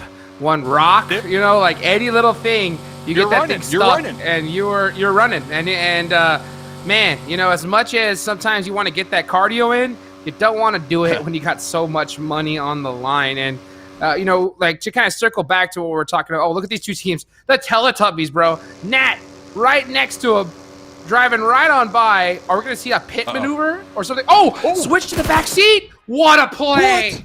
Oh, that was beautiful. Oh, shocks. That was clean right there. That's the play that I want to see here at the Club Open. Beautiful. And I kind of saw the look. That was Nat, right, from the Teletubbies. I saw the look on their face. They knew, like, for a fact that was going to happen. I mean, that was going to happen, and they were trying to haul it on out there as quickly as possible. Quick deciding, quick decision, quick thinking right there going on out to welcome to the highlight reel. Buggy. Yeah, that was good. Like, welcome to the highlight reel. Shaksa, that was a really clean, nice shift, and be able to make that, you know, that play. You know, that point, it's huge. That's how it's done. And the big thing too is the fact that now we got so much money. You know, $14 million talked about. You know, and the thing is, we talked about how we've seen some teams not make it by 1 point, which we have, right? Another big thing that I think is going to be more imperative is we're going to see some squads miss a placement by 1 point. And for example, I guarantee you, if you miss, you know, going from third to fourth, that could be tens of thousands of dollars. So you see right now, oh, nice little switch on the roof. Going to get 2 knocks right there. So there you go. You can see GSG Europe holding this position really well. You got the rest of Be My Loot coming from behind, going to try to be able to make something happen. But yeah, after their teammates, they're gone. Yeah, you can just see them, the ops just turn around. Third-partied here. Yeah. Not the best break here for Be My Loot. So they're in the corner in a really tough angle. You can just see them full lay down, trying to play this really carefully as you got GSG Europe. Oh, really nice to set up. They need to catch one slip and just get that lay down off. Unfortunately, not able to get that knock from Be My Loot. And he's going to be telling the rest of the squad, andalito. He's like, andale. Rest of my team, get over here. Help me out. You can see Levi trying to find an angle here on the side. And yeah, I think this is smart from Be My Loot. Just get out of here. You do not want to be in this engagement. GSG, they have the hill. Yeah. Oh, he needs to go now. To work with. Oh, that's a bad break. Like they're gonna be popping in the truck with the spray down. Shadow getting taken down and out. Only one more up. Vehicle explosion. Be My Loot. That is exactly what GSG are saying right now. That is my loot. Thank you very much. One thing though, I know they had to kind of blow up that vehicle to, you know, stop the escape, but I would have liked them to have maybe kept it up because I'm not sure what their vehicle situation is looking like. They are going to be in the blue zone, so they do need to push. Okay, oh, they're covered. They're covered. I take that. Okay, yeah, they're good. They're good. They don't want they don't want that shot up truck. That thing's got bad luck. You know, but one thing, nah, they buy new. They buy new, right? So the big thing is, you know, when we saw them in getting that truck, Be My Loot, I knew instantly like if you're gonna try and take off in a vehicle, the second you get in it, it's going to make that sound. And at this high level, these guys are going to hear those audio cues and they're going to peak that hill and take you out. So like you have to take off instantly. That real slight hesitation for waiting for his teammate to get in, that's all it took. You know, that one little half a second at this high level, those little moments, and even and once you start getting to the PMGC, it's even shorter periods of time. But those little slight hesitations, I mean, those are make it or break it moments. I mean, not only that, they're kind of dead to rights because you had the Fast Boys. If you can recall, they were trying to third party. They had the angle on them as well. So that's why we saw Be My Loot. They were kind of forced to push back on into the blue to wrap around that hill because they knew they couldn't just straight YOLO send it as Fast Boys for overlooking that as well. Next zone does going up. We got a lot of teams out there in the West. They're going to be making the approach. Los Leones still going to be favored in this zone. I see a Teletubby making the pull-up right here. Very low in the health department. They need to heal on up. Fast Boys still in the area. I mean, Miramar, this game, Fast Boys, they find themselves in a lot of action, a lot of early game action. They're getting into it. One thing I want to see, though, from like all these teams, I want to see some faster rotations. They've really kind of hugging the blue and just going with it. I want to see some squads start sending it immediately the second they see that circle shift change, because at the highest level, that's what all the teams do. And what I was trying to really elaborate on earlier is I think it is more difficult to rotate in PMCO than it is in PMGC, in a way. Right? I know it sounds crazy, but the reason why I say that is because the teams here, they are not as confident going into those late zones. So they will hold an angle and they will allow themselves to die to blue just to gatekeep you. Other squads in PMGC, the second that zone shifts, they're finding their way in, and that's their only focus mainly.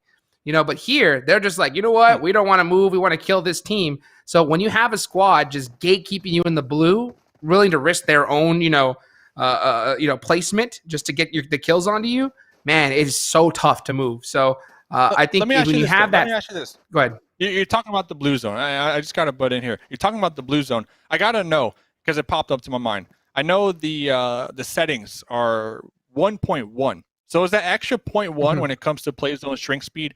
Is that a big deal though? Like for these squads 100%. Who might not be used to that? 100%, total difference. I mean, at tournament settings, the blue zone does go in faster, and that's huge. I mean, especially in maps like Sandhawk, obviously, but even on Miramar. I mean, that little short amount of time that you have to get moving, it definitely limits your options to be able to kind of hang out outside. So, I mean, what you got to do is the second you see that zone shift, make sure that you have to have already scouted what's coming up close. You already have to have your position picked out, and you got to get moving immediately.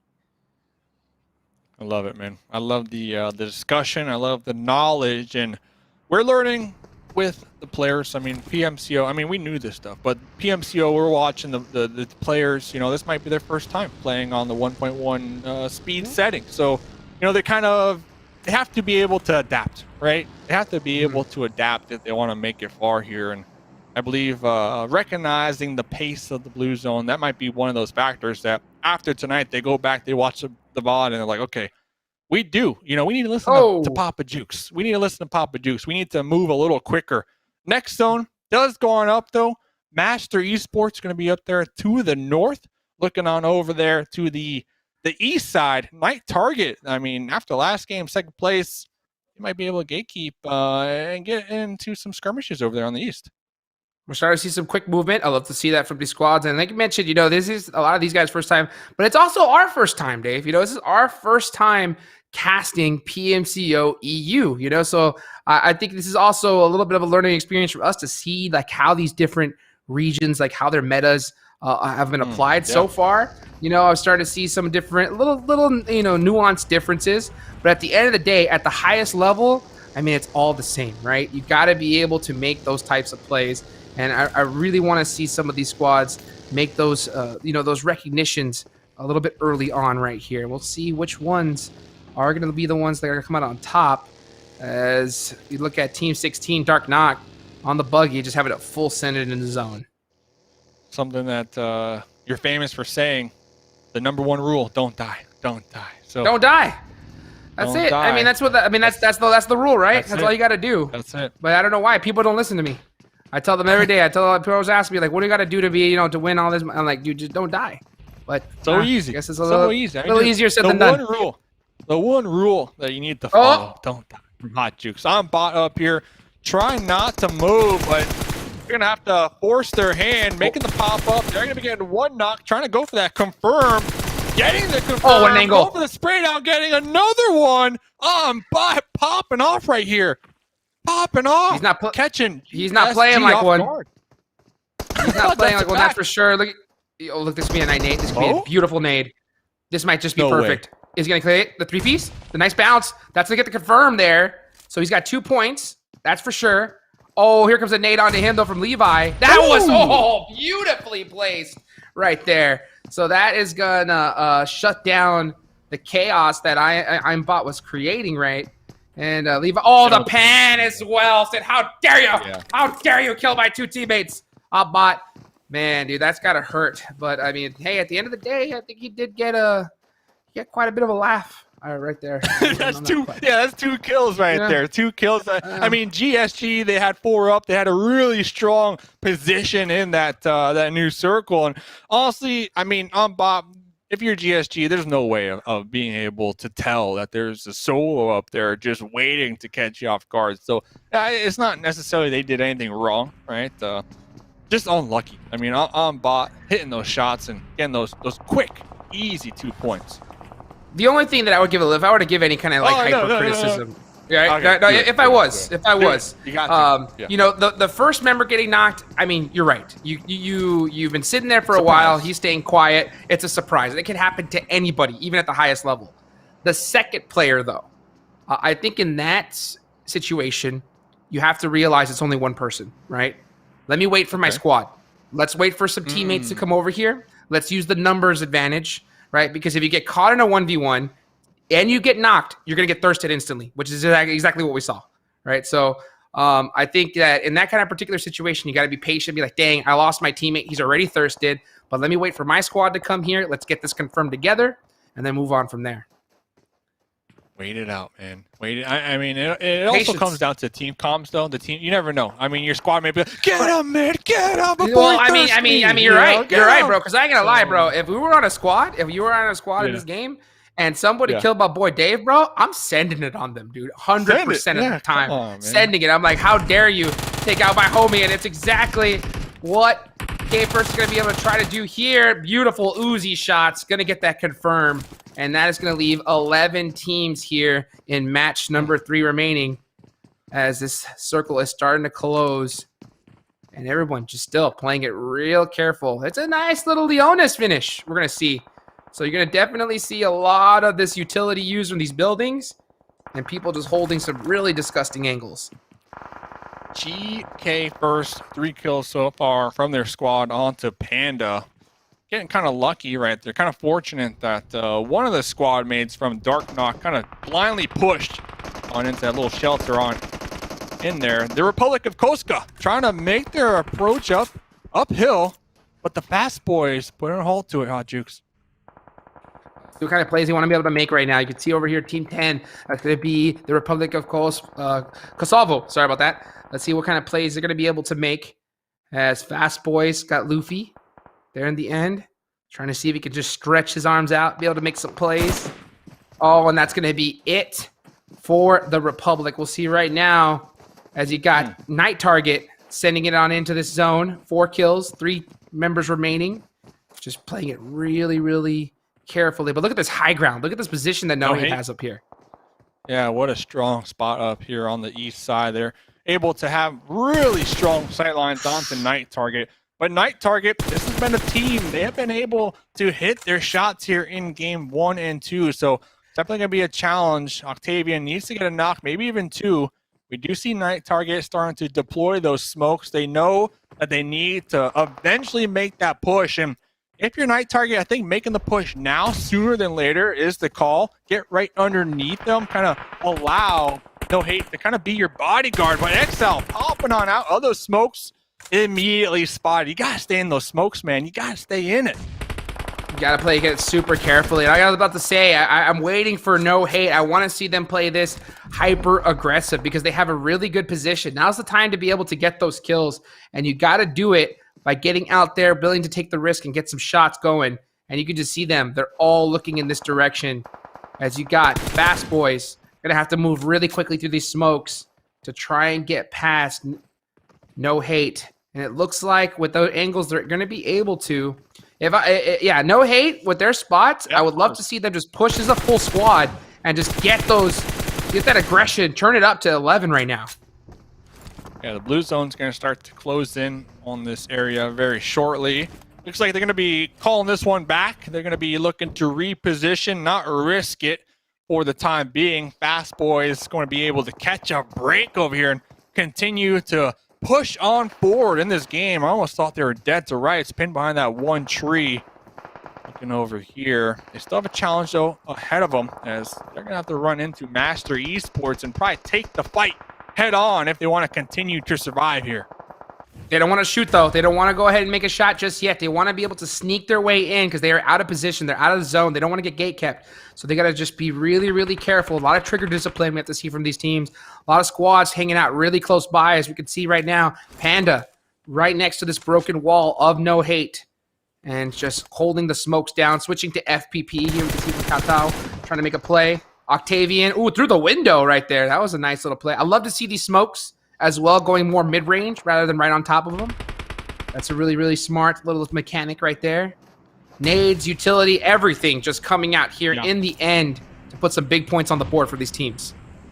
Yeah, and this is exactly what Panda needs to do. They're at the numbers disadvantage, so we see GK first trying to get a knock, maybe even two with these grenades instead of taking the straight-up gunfight over here. It looks like Kato is going to stay within the little shack, I'm going to call it for the time being. GK first popping out on the outside. Hopefully they don't get ran over here, but it looks like No Hate. They're looking to press the situation, Jukes. We'll see right now. GK first is playing this disgusting angle in the smoke. Super risky. And that smoke's about to clear out, and he's going to be really exposed. We'll see, though, if it does pay off for him. As we got nades coming in from all directions. Yeah, it looks like from the other side. I mean, everybody's just playing this super passive, just utilizing all their kit. Pretty smart. Don't want to take any risks. Yeah, and there he goes. That smoke ran out. He ran instantly right back into that building. And looks like he was able to do it just in the nick of time. It's going to be Dark Knock right on over across the road within grenade range. Dexter. Okay, Dexter onto Octavian. So players are getting picked apart right here. They are getting picked apart. 8 teams to go, 21 actual individual players up all together. But I have to give it to Panda. I mean, they've been a duo for the longest, and they're just continuing to survive here this game. They are holding this garage for their lives right now. They do not want to leave it. That is their safety net. They want to be really careful. But, man, and not to mention, they have a little bit of a break because Dark Knock is kind of being a thorn in the side of No Hate, not really allowing either of each other to press this. Yeah. So Panda, they're just in the center, and they're like, hey, yeah, y'all fight it out, and we'll try to possibly third party it. That might be a beautiful nade. Looks like it's a nice little bounce. Does end up tapping just a little bit. But here they come. The blue zone is starting to close. The smokes are coming out. And here comes Dark Knock with a beautiful flick right there onto one of their members from Panda. Switching this up a little bit more. Switches to the AK. One remaining member left. He's really hurt. Oh, with that nice lay down by that buggy, though. That's going to buy him a little bit of time. When is No Hate going to come out? There they are. Finally getting into the fight. Here comes Nerfed. Waiting for the opportune time to strike. Going to go ahead and get a little bit of this loot first off. And it looks like they're going to be trying to head into the next circle as Katao might be able to pick up his teammate. So Panda might just survive a little bit longer. What? Dark Knock, the team that ends up getting taken out right there on the push across the street. Panda still alive somehow, some way. They are looking to get the pickup, but now there's only a solo up for No Hate. And you look at that, I think he passed off, I think one of the remaining members from Panda passed off all of his heals to Katao. So he's got, I believe, 7 right here. So he's going to be going for placement. Really smart play. I love to see that here at this level. Nerfed, that's his last first aid. He's got to get moving or make a play or just go out to the blue zone. What will he do? We're about to find out right now. And we can see as Master Esports, I mean, they had a really good game earlier. They're down 2 remaining members. We'll see if he's able to get to that broken wall and pick them up. But, man, I think that's a tough spot because so many squads, so many players have a lot of high ground position, especially coming from Exotic Alliance X team. Yeah, Exotic Alliance, they have the tippy top when it comes to angles over here. And I did notice 4 Romanian men, they got a duo just kind of in the center of the mayhem. Yet we can see Sushi right there. They're going for placement points, baby. They're going for placement points. So let's see. Exotic Alliance, they have the position over everybody. They have the opportunity to rack up some additional kill points. Looking at Nightmare, the hawk in the sky right now. Oh, baby, look at this spot. Oh, and he's ready to strike. And yeah, you got to decide. I mean, there's a certain time to go for placement. There's a certain time to go for kills. You got to be able to recognize what position that you're in to do so. And you cannot hesitate. And you can see right there, Andy catching Levi, slipping. He was holding that angle for a while. Second he peeked it. Instant strike. It's going to go and opt to possibly, if I was in Andy's position, pick up all the first aids you can. Does go and press that Dexter. Just get an angle onto Nightmare, and now Nightmare is really, really lit up. Team 13 in some trouble now. Yeah, you definitely can't count out 4 Romanian men. They have been popping off. They are a duo. Looking on over here, the duo or the solo that is from Master Esports, forced to stand their ground. Going for a little surprise play right there in the corner, trying to heal on up with the pre-fire from the Uzi. Oh! Drop shot. Not strong enough. No, Nightmare mercy. fell. Nightmare fell. Yep, took him out right there. Here comes Beg for Mercy, coming for some more. Making people beg for it. And look at this. Sushi holding it down for as long as he possibly can, but he's not going to be able to do so. And there we go. Exotic Alliance taking match number 3. That's going to be 8 kills for them. 4 Romanian men, though.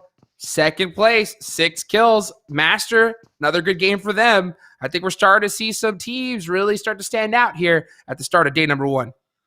I'm not going to lie. When I saw Nightmare in the kill feed fall and get knocked out, I think they were trying to go for some crazy, jumping off the top of the roof play type of deal. And it could have all went south, It could have not have paid off, but fortunate for them that I was able to they had Andy and Zombie, up there in the front lines already pushing 4 Romanian men. 4 Romanian men, though. Talk about a team coming into these games here today, playing consistent. I mean, they're finding themselves in the top here again. What a play. I mean, these guys have definitely, I think, pressed themselves really, really high up into this tournament on day number 1. So this is what I wanted to see. This is what I want to see is I want to see these squads really just step up, stand out early, so that way they can have a little bit of more breathing room going into the rest of the tournament. So after game number 3, let's go and talk about the overall leaderboard. So guess in the chat right now, who do you think is in first place? Guess what? It's 4 Romanian men, baby, all day long. So they're going to be holding it down in first place with 58 points in total. Wow. Master Esports, though, coming down in second with 44. So they're definitely, creeping up on them little by little. Exotic Alliance, after that match, that's going to knock them down into third place. So currently, the team that is struggling the most right now is going to have to be Be My Loot. Be My Loot currently rocking the goose egg after 3 matches. So that's a little tough. Teletubbies as well. 4 points on the board. I think with a name like that, I think we expected them to really shine, and bring joy to all of our hearts. Unfortunately, not the best start that they wanted, but I think the Teletubbies, I think they're going to finish strong. Not always rainbows and butterflies, I guess you can say, when it comes to the Teletubbies. And, it really shows you just mentioned the top 3, really shows you one chicken dinner. It could set you apart when it comes to the rest of the pack, right? The goal, ladies and gentlemen, if you're just tuning in right now, the goal, top 16. That is what these teams are trying to accomplish here in the PMCO group stage. That's the goal. Right now, 4 Romanian men, they're crushing it. I mean, 29 kill points, 1 chicken dinner. They're just dominating right here. And looking at some teams, they haven't gotten a chicken dinner yet, Hot Jukes, but they've been pretty consistent. We got to call out No Hate. We got to call out Panda and Entropic. I mean, they're right on top of each other. They're up there. They're up there at the top as well, and they haven't gotten a chicken dinner. So if they can get a chicken dinner here today, that's going to feel good moving forward in the rest of the matches for sure. Yeah, I think we're starting to see some differences in play styles for sure amongst these teams. I mean, you look at Entropic, like you just mentioned, they're in 9th place right now, and they are rocking 16 total kill points. Right, that is more kill points than anybody else in the lobby besides first place. So even though they're 9th, they are definitely getting the kills. Unfortunately, they've only got 4 placement points, so they're struggling on that end. But honestly, I like to see this, especially in the PMCO. I think kills and really showing that you're able to get aggression is important early on if you want to be able to make it into those later stages. Because placement points, we could always argue, maybe there's a little bit of RNG slightly because of certain positions, right? But at the same time, at the highest level, we see squads, even when they don't get the zone, they get placement points constantly just due to their fragging ability and able to play together as a team. I mean, we're talking intro pick right now. Yes, they're fragging out, but honestly, I still feel like they need that chicken dinner, though. They need that chicken dinner because looking at the maps left to play, they have a total of 9 games to play, right? 9 games to play. Intro pick, they're in Group A, so they're not going to play the last day, right? So whatever they get on the second to last day, like that's what they're going to have. There's no other option. Like you've played your matches, you're done. So if they get 1, maybe even 2 chicken dinners, they're not going to be sitting here on the sidelines on the final day just sweating bullets, right? Because they'll have a nice little padding between them and everybody else who might be trying to knock them out of the top 16. And that's a big point. That's a huge point as well. I mean, because there's no worse feeling than having to just sit there and watch other teams just pass you up on the leaderboards. You do not want to be in that spot. So, I mean, we've definitely seen a lot of teams in the past be in that particular position. So when it comes to intro pick, yeah, I think that we definitely need to see a chicken dinner. But at the end of the day, this is PMCO. Top 16 is what matters. So I think they have a little bit more room to work with for now. But hey, we never know. We never know. You gotta still show up. But we will see if they're going to do that here in the last match coming up. And we will hopefully go ahead and catch you guys right after this quick short break.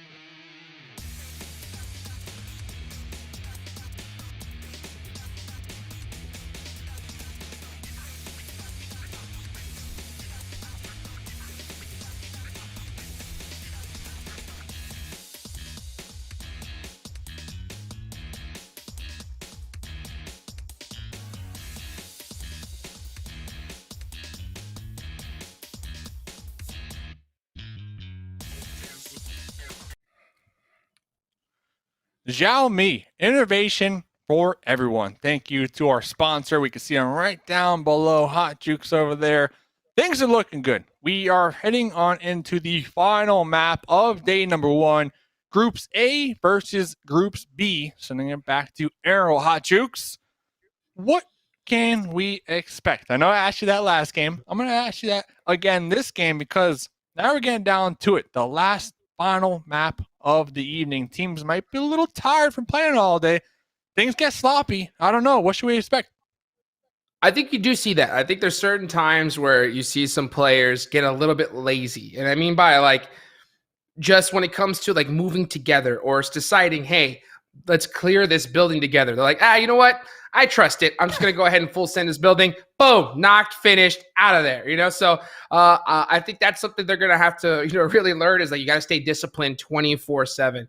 But what I really want to see is I want to see these teams that have been struggling. I want to see them just put everything out. Like I don't want to see passive gameplay. I want to see some aggression. I want to see them turn it on because at the end of the day, they're not. Some of these teams are not going to play tomorrow. They're not going to play for a little while here. So I think to put some solid points on the board for day number 1, it's going to just breathe a huge sigh of relief and kind of, especially if it's their first time playing at this level, just give them a little bit more confidence going into the rest of the tournament. Confidence is key. Confidence is key. That's a fact right there. We were talking about the leaderboard just a little bit. I'm looking at Scrim Farms. Scrim Farms, they have 12 kill points, but only 1 placement point. Oh, man. It's hard, man. It's hard out here to get those placement points because looking at it, just in case, ladies and gentlemen, you don't know, 13th through 16th place, that's 0 points. All right. 8th through 12th place, that's 1 point. 7th place, 2 points. 6th place, 4 points, goes up from there. But we tend to see a lot of times in competitive, we could be late game, right? Zone, it is super small. And there's still 12 teams alive somehow because we got solos over here, we got duos over there. So it's like you play 20, 25 minutes of the game and you still have the chance of getting only 1 point per placement. Like, it's just, it feels bad, but it all comes down to just being able to survive. Your number 1 tip right there, at least in my book, or hit your shots and survive. That is.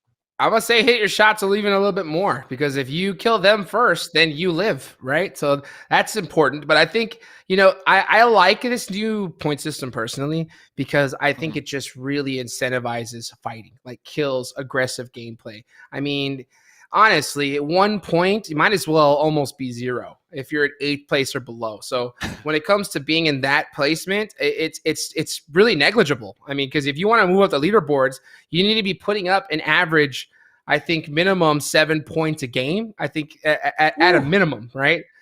So like if you could put that's how you're going to be able to feel confident about going into a top 3 situation. And let's be real, nobody's trying to play second. No one. I mean, at the end of the day, you look at some of the top tournaments. I mean, the PMGC over $100,000 for second place. Honestly, I wouldn't mind placing second there. But I mean, everybody wants to be the best. They want to go number 1. So if you want to do that, you gotta put in the work. Talk about putting in the work, ladies and gentlemen. These players loaded up in the plane, looking to clock in for the final match of the evening in the PMCO group stage, EU West. Air goal, baby. Groups A versus Groups B. Hot Jukes, take it away. Man, Hot Jukes here with Mustache Dave going international for the first time. Casting this wonderful EU wildcard matches. We're starting to see the play path here as it goes nice on over to the north. So all the teams that like to go Milta, School, Roshawk, they're going to be pretty happy. I definitely want to see which teams, Dave, are going to start, putting that pen to the paper and realizing, doing their research, saying, all right, this team likes to land here. We're going to start landing over here. Because that is just an essential part of being a competitive pro player. And we touched on this exact point, I believe in game 1. So if you're just tuning in now, go back, watch the VOD. You'll thank me later.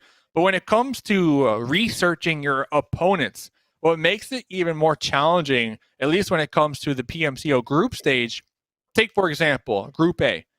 Okay, they got one more game today against Group B, but then the next time we see them, it's against Group C, and then they take a day off, and then against Group D. So, like, they don't have the chance to go back and study teams that they've already fought, because every single day they play in the group stage, it's a completely new, at least 50% of it, that is. 50% of it is going to be new teams that you might not know what they're going to do. So, if they have to study other teams, study the group that you're in. Study the group that you are in. Get comfortable, because you're going to have 8 more maps to go against them. So maybe you can learn at least, where Group A, certain teams like to rotate, certain teams like to drop, and take advantage of that, right? Hey, makes sense. Right now, I hope for people listening right now, I hope we got some players from Group C and Group D watching these matches, studying. All right, guess what? Next time we're going to start facing Group A. Let's look where these teams are dropping. All that is just going to be critical intel going into the rest of the thing. Anything that can give you just the slightest competitive edge. Like I mentioned before, this is the first stage here in PMCO. So first place, 16th, it's all the same. You just got to get top 16 right now. It's not going to change a difference in price pool, but that's what the necessary requirements to move on to the next stage. So if you're going to do that, I think now you have a little bit more room for error, but I think I would be trying to get all that error out of the way, so that way you can be as prepared as possible coming for the next stages.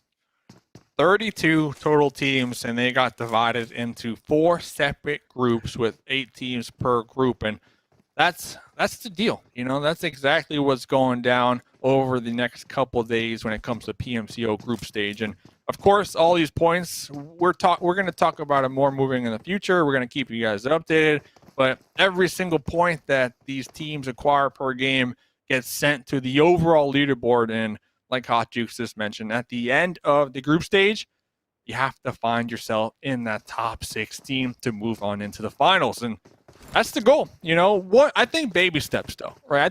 I think first things first, qualify for the finals. And then when you get to the finals, then maybe go to the drawing board, think about some other strategies you might be able to apply to your game to get that top 4. But I think baby steps, you got to get there first, Jukes. You got to get there. That's true. That's true. And I think that, to be honest with you, if you're at risk of being in top 16, then I think baby steps. But I think if you've already put, if you're, for example, 4 Romanian men who's put up a ton of points, I think now you can feel a little bit more comfortable, to start testing things out, start practicing for the things ahead. Because, if you put 58, they put 58 points up today. They only have 3 days remaining. That's going to be really tough. I do not see that being below top 16, personally.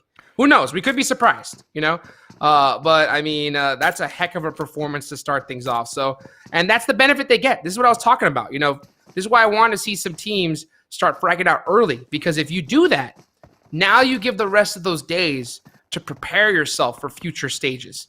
If you didn't do this early, then you're just focusing on right now, and that's going to make you more ill prepared, I think, going in the future. That's a fact, man. That's a fact. Looking on over here, GSG. They've been popping off here tonight. They've been getting some kills in. They've been getting some kills on the board. Ooh, but Levi walk across an open field.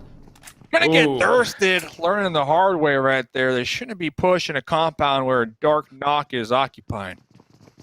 Yeah, that's just a bad angle. Bad angle right there. You got to realize that spot is going to be easily taken. So maybe I would have loved to see, a smoke come out into the area, but this is still so early.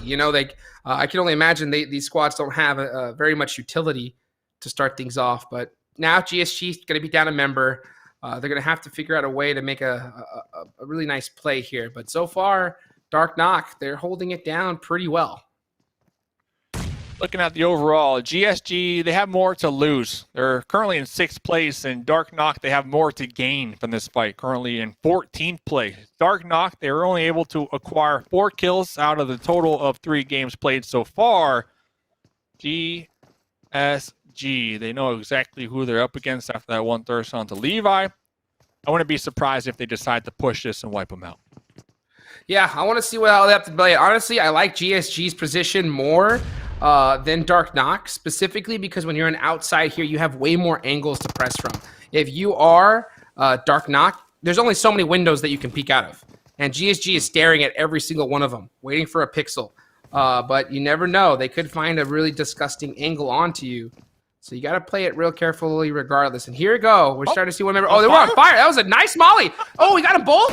Oh, I thought it was 1 HP. Oh, and there he goes, sending it at the perfect time. What a play right there. That's how you turn things around. And they're punching him out. Look, so much disrespect here at the Club Open. I mean, these guys are just, I mean, tons of hate in their heart for these players who took out their teammate Levi. Dude, and not only that, to add injury to insult, like Govi right there, probably listening to the team comms, like, come get out, they're punching me, push right now. Like, they didn't help me. They didn't even have their guns out, right? They didn't even have their guns out. So that is the ultimate BM. Let's see if they can finish what they started. Govi. Oh, what a play! Not even able to get a shot off right there with the Uzi, and just like their squad mates punched out and sent back to the lobby. Man, GSG just like turned it on all of a sudden. It looked like this is what I was talking about.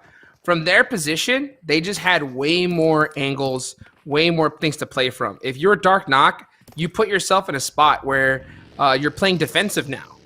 And there's only so many angles, so many windows that you could look from. It's really tough to make those kind of plays. So I would have loved to see them possibly press back out of the building and find some better position to be able to take that team out. I mean, they had a knock, right? They had a finish. They had the numbers advantage, but they opt to play it passive. And look at that. I mean, GSG turned it around just like that. One molly, and that was the game changer. And it is very early on. You mentioned that very early on. So the chances of GSG getting third partied out there on the outskirts of the broken wall, pretty low.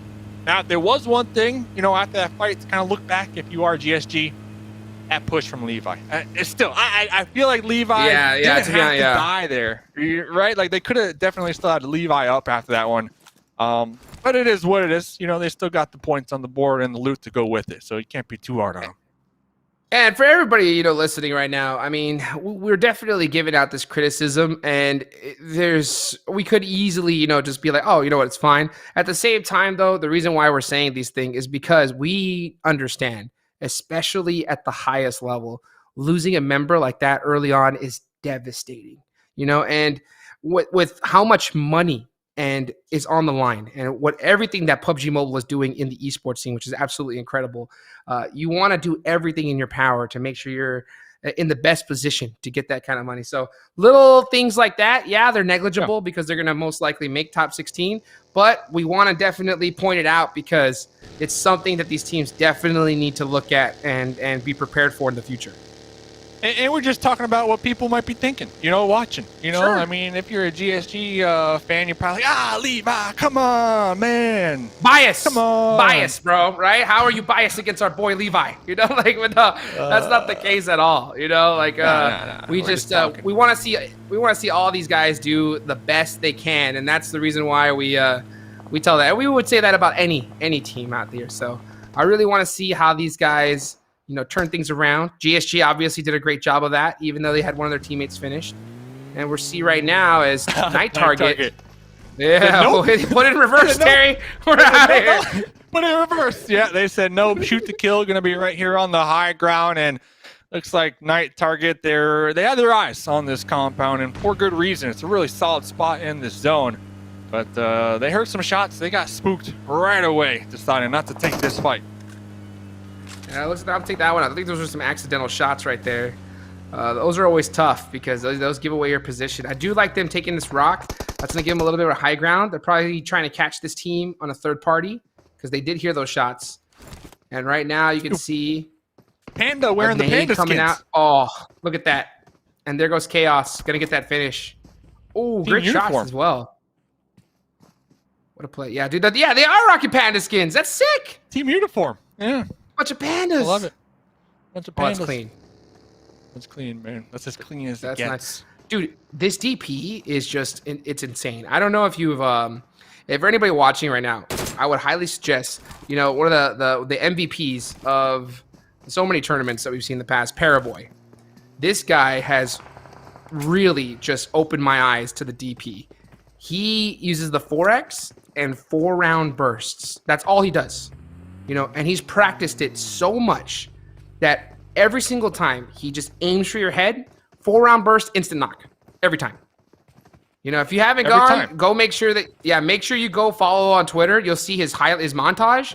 It is shocking how accurate he is with that DP. Because, the DP has so much low recoil as it is, doesn't need any attachments, and doesn't even take any, right? And it has 47 rounds with that 4X, and he practices not, full spraying, just 4-round bursts. Make sure that those first 4 shots are dead on, like dead laser beam.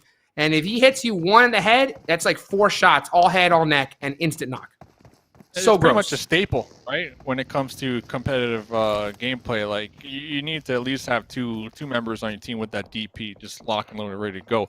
My question to you though, what is there a weapon that counters the DP though? Like or is the DP just above the rest? Any weapon counters it if you hit them first. But let's see right now as Rana is going to be able to go ahead and get the shot with the Uzi. Going to get a nice little finish. Going to have to make another play. Does get a nice knock, but gets the headshot in return. His teammate Dexter has a DP, and he's going to get some revenge. So there we do see that DP coming out. Yeah, the teammate, they need to run. Help their team out right now as they got all those knocks. You can see him running straight for the DP. Will he be able to get there in time, though? As they are, as you can see right now, Master Esports are trying to get these smokes out, get this reset. Those are dangerous smokes. Pushing. They're pushing. Yeah, they just eliminated all their sight lines. So now, 4 remaining men are just gonna push up for free fire it, and it looks like it's only a matter of time. Oh, does get a good knock though. That's huge. Alvi needs one more. He's got the rock advantage. AK gets it done. What a play right there. That is all Alvi making a nutty play. That's all on him. He either hits those or he does it. And guess what? He did. He did, but there's another team trying to join the party over here. GSG trying to rack up some kill points to themselves. Making the aggressive push, already tossing out some grenades, inflicting some damage. And once again, the DP spray down. Coming in hot. Oh my gosh. Look at that res. No HP. Literally, yeah, and he had to go for it. He tried his best to save his teammate, and by doing so, left them wide out in the open. And look at, man, GSG. Did they turn it on in match number 4 or what? This is what I've been wanting to see. When you're feeling good, you're feeling good. 8 kills, they are feeling mighty fine right there. They're going to be able to get some additional loot. Rewards, spoils of war. They're going to be right there on the edge of the next zone as well. Things are looking up for GSG. Yes, they lost a member early on, but if they can continue on with this momentum, they're looking at a ton of points to finish off the night up at the top of the overall leaderboard. Teletubbies, though. Teletubbies. All right, so we were talking about it. Teams kind of getting into their own head, maybe playing a little scared. Teletubbies, 15th place right now. Jukes. Only 2 kills all night long. Now it's not the time to get into your head and freak out, right? Like, and I'm saying this because right there, prime example. Like, would you have taken those shots? Okay, here we go. This is what I want to see. 100%. Okay. Yeah. Okay. But I feel like they took them too late, though. Fast Boys, they were closer. I don't know. I don't know, man. Have you ever seen the Teletubbies, dude? Those guys they're nice. I think they're just they're pacifists a little bit. They don't want to be too aggressive here, but it has to be aggressive. It's gonna have to be the Fast Boys. Look at this. Their whole team is able to get there to that broken wall, so that's big. That nade though from Clown, that was a perfectly placed one. Those are hard to hit, considering. And here comes that second one to get that finish. Let's see if they're gonna be able to get one in return. Venom, that's another nice nade, a little far. That's such a hard one to hit, too, because it has to be perfectly placed. So easy to overthrow it. But will he be able to get his teammate? Oh, he nailed it! One. Clown, 2 for 2. Dude. What a perfectly placed nade. There goes Jury with a pre-nade to try and support it. Nice Uzi shots. That nade's going to go off. Oh, he killed himself! No! Oh, man! Forgot about it. Oh, that's tough. That's tough. You forgot. I knew it. I was like, that nade's about to pop, and he's looking out that, that door. Jerry did. Yeah. Oh, it's true. Yeah. So it looks like, hey, you know what? He said, ain't nobody gonna take me out but me. right there. So love to see that. That was good to watch, though. I mean, talk about mini red zone right there. One grenade after another. That was pretty clean. That's pretty clean, not gonna lie. Teletubbies, though. See, this is where I was trying to make a point before we saw that fight with the Fast Boys. Teletubbies, they saw the Fast Boys pull up. They saw the kill feed. They heard the shots. I felt like that would have been the prime opportunity for the Teletubbies to third party this and pepper out some shots and maybe get a knock, maybe even a kill. But instead, they avoided it like the plague and, just drove right past that fight. I'll tell you what, at this high, at PUBG Mobile competitive, I think it definitely favors the aggressors. Like, you gotta be a team that can turn it on. And right now, Nat trying to hit some shots onto that buggy. There goes Clown getting a shot onto GSG. He's not done. I mean, he already made a really nice play with those grenades. But yeah, like you mentioned, Teletubbies, they just seem to play this just really, really passive to start things off. I think that's why we currently see them, with only 4 points on the leaderboard. Playing passive, playing a little split too. A little split. They can group up with just a little more, just in case, especially with the team no hate right above you. Looks like the Teletubbies, though, attempting to gatekeep Scrim Farm. Scrim Farm's not having any part of that. They take shots with the M4. Got to go for those tires. That's what you got to do when it comes to a bug. You don't want to aim for the head. You only want to aim for the tire because it takes about 4 bullets. And if you knock out one of those tires, they're going to spin out. And you can see right now, look at Clown. He's got one gone already. Oh, look at this fight. White out in the open. Deos going to be able to get the better end of that. So there goes GSG Europe. They did a great job, but unfortunately not able to get into these later zones. Got kills, though, so that's going to definitely help them. They had, 8 or 9, right? Like, last time we checked that was clean. They had 8. So, I mean, 8 kills right there is equivalent to a 4th place finish. So, even though GSG, they got taken out in 12th, which gets you 1 placement point, they're going to be sitting high and mighty when it comes to kills. Ooh. And Teletubbies finally popping off right there. And they get the confirm and get a point on the board. There they go. I mean, they only had 2 kill points going into this last match, so that's a nice little knock. Tons of smokes coming out here on the side of Deos. Are they going to press this, though? It's a really open field. It's super risky. They do have that blue zone to their advantage if they're able to do that. But look at their playstyle. I mean, just opting to snake it. They did get the knock, but they're going to let them get away from this one. Play zone's definitely pretty big compared to the amount of teams alive. So there's some room to work with. Deos making the pull-up right there. What? Whoa, whoa, whoa, whoa, whoa, whoa. Oh, no! Oh, was that a 1v3? Oh, no, I mean, it was a 1v2, and then he ended up knocking himself. But what a shot there. That was so clutch. You need to be able to save your team. Can you do it? He's going to try to crawl on over. Nardi doesn't have an angle right now. Beautiful smoke right there. Here comes another one. Buggy. And blow up the buggy. If you're shooting the kill, blow that thing up. That's all you need to do. I mean, they're in so much trouble right now. He got the shot through the smoke. What a clean one. Does get that tap. So he's going to get that finish. So there we go. Shoot to kill. 7 kills. And it's just this duo in this shack. And it looks like it's right on the line of the zone. So I can't tell if it's quite in or out just yet. If it is out, they're going to be in a big trouble. We'll see how they ought to play this towards the end. Going to have to make some pretty crazy plays. Teletubbies still in the game, though. You can see Chills. Got that M24. You know I'm a big fan of the bolt action, Dave. Want to see some of them snipes. We see Chills. Chills is getting those snipes, getting those knocks, but not getting those confirmed. I'm not going to lie, Hot Jukes. These players, they're feeling it this game. Like, the energy right now, it feels a lot different compared to our first 3 maps. I think everybody starting to lock in, starting to feel a little more loose out here on the playing field in this lobby. I'm liking it, man. This is nice. This is what I want to see, and this is what I was hoping to see because, first couple matches, we're going to definitely see some nerves. I think they're finally starting to subside, though. We're starting to see teams play like the way they normally do. And this is what I've been waiting for. Excited to see that here.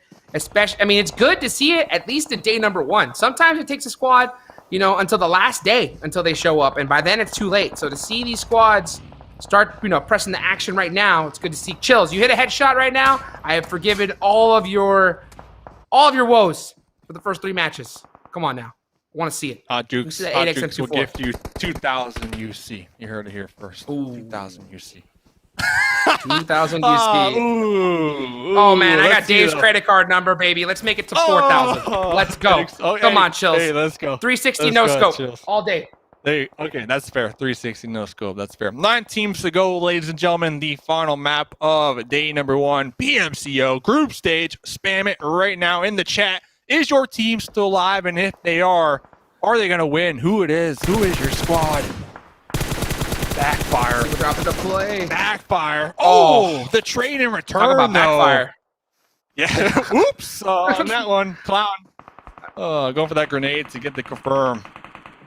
And you're dead. Let's see what plays he's opting to make right now. You can see the chat. A lot of I see some intro picks in the chat. Fast teams. Okay. GSGs. Okay. You know, a lot of people supporting their teams. No hates as well. So there we go. Love to see that. Love to see the support coming in for these squads.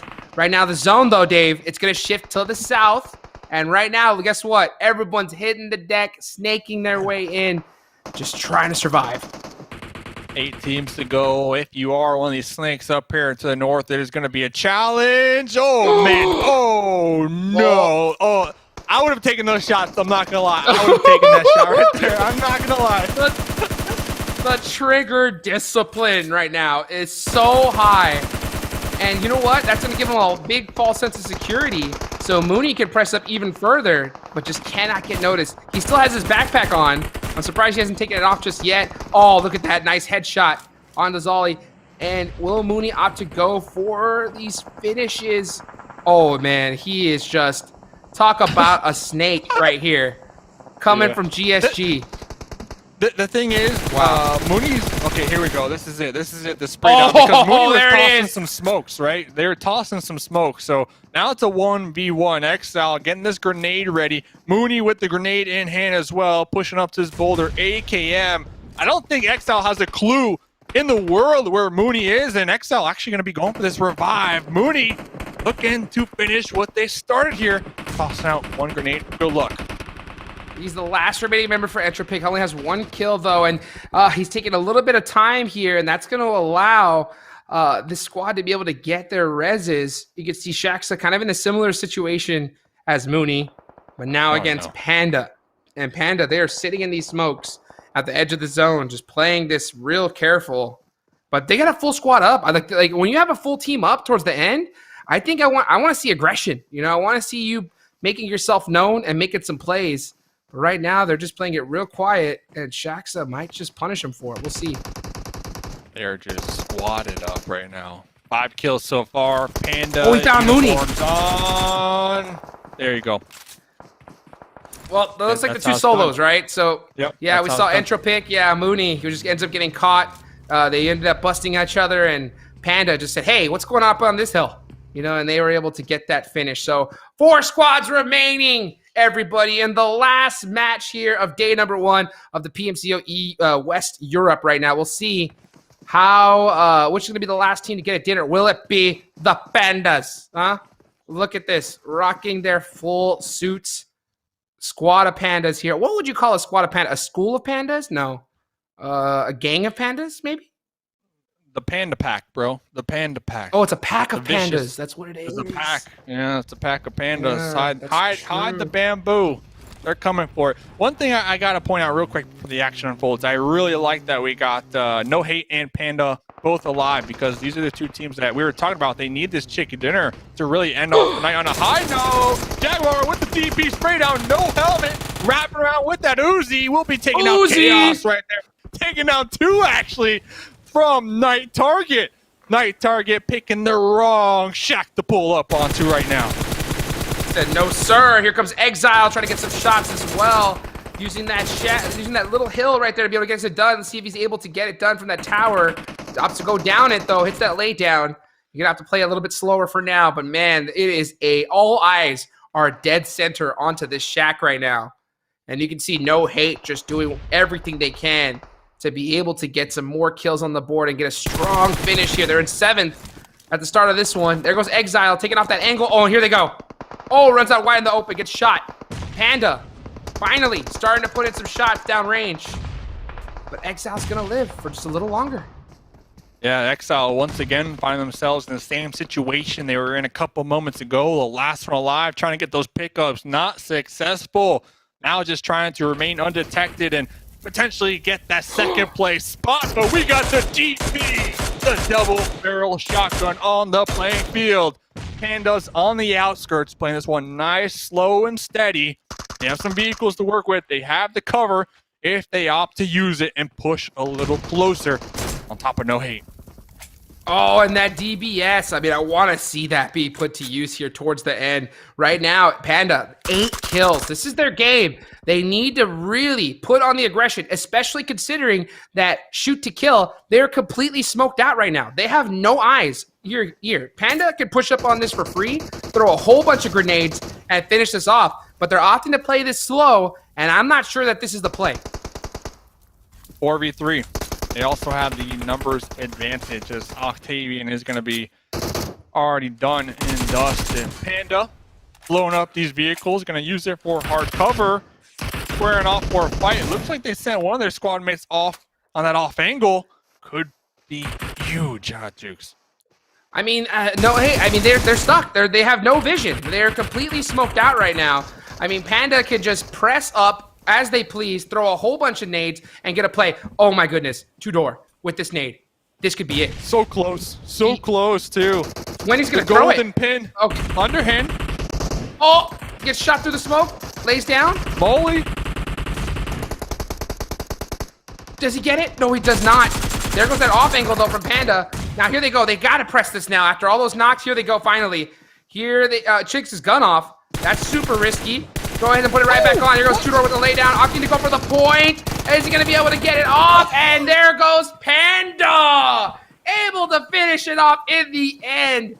What a finish right there. GK first, getting 6 kills to his name. 11 kills. What a game.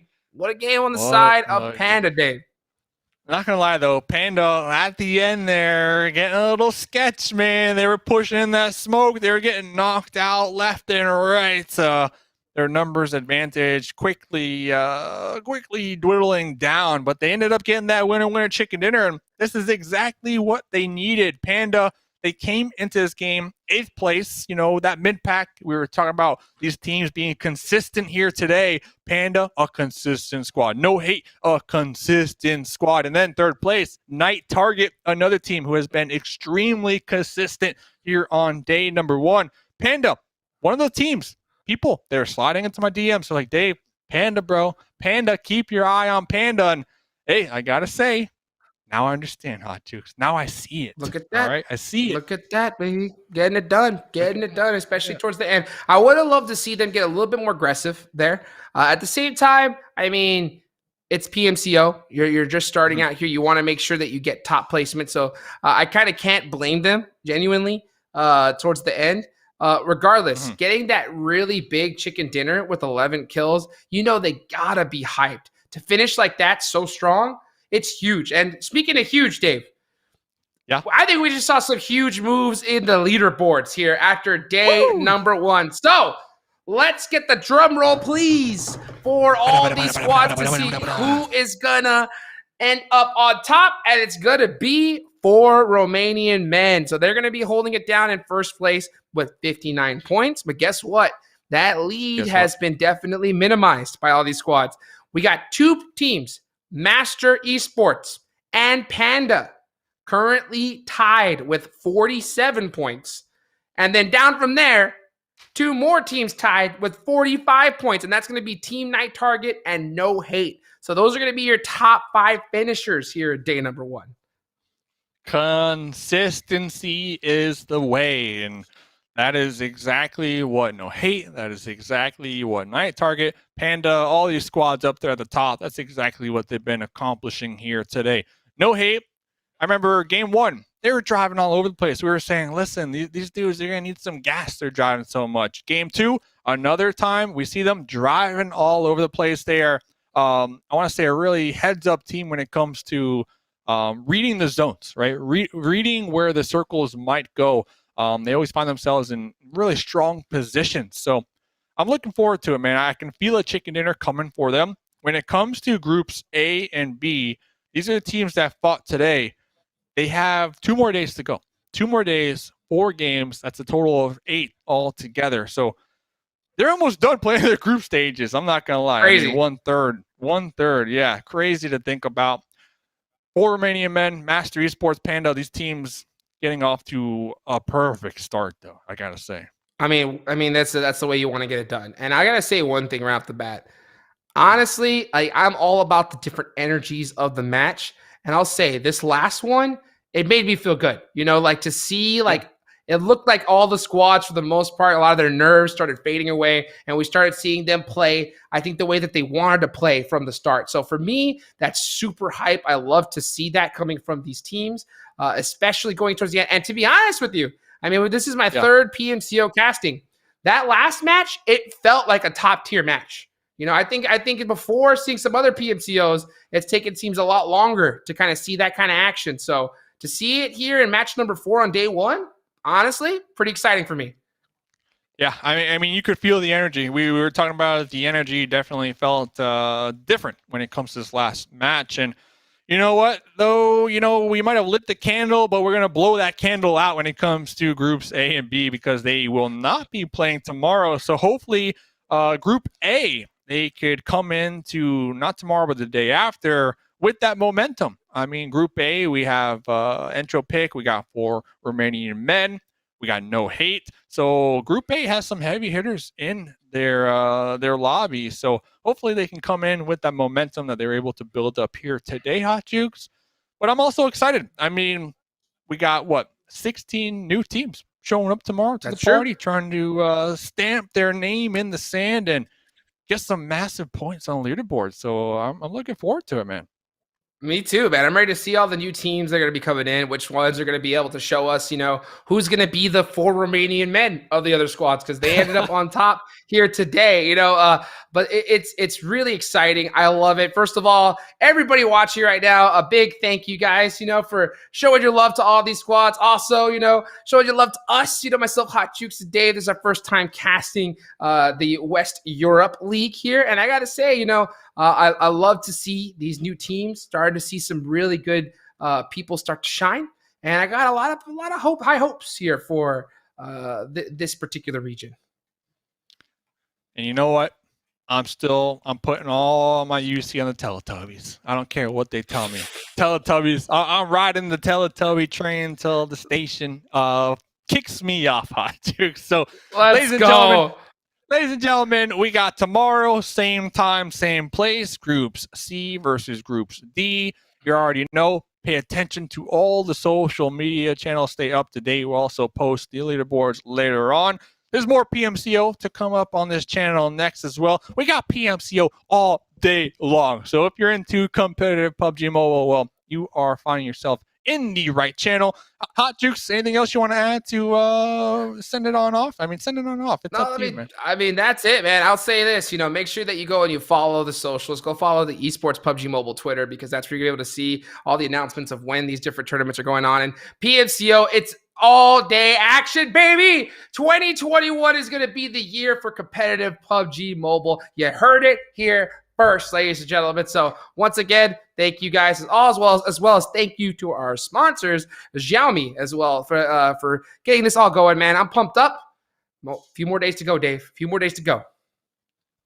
Hey, stay pumped. Ladies and gentlemen, we will be back tomorrow, same time, same place, for EU West PMCO group stages. See you then.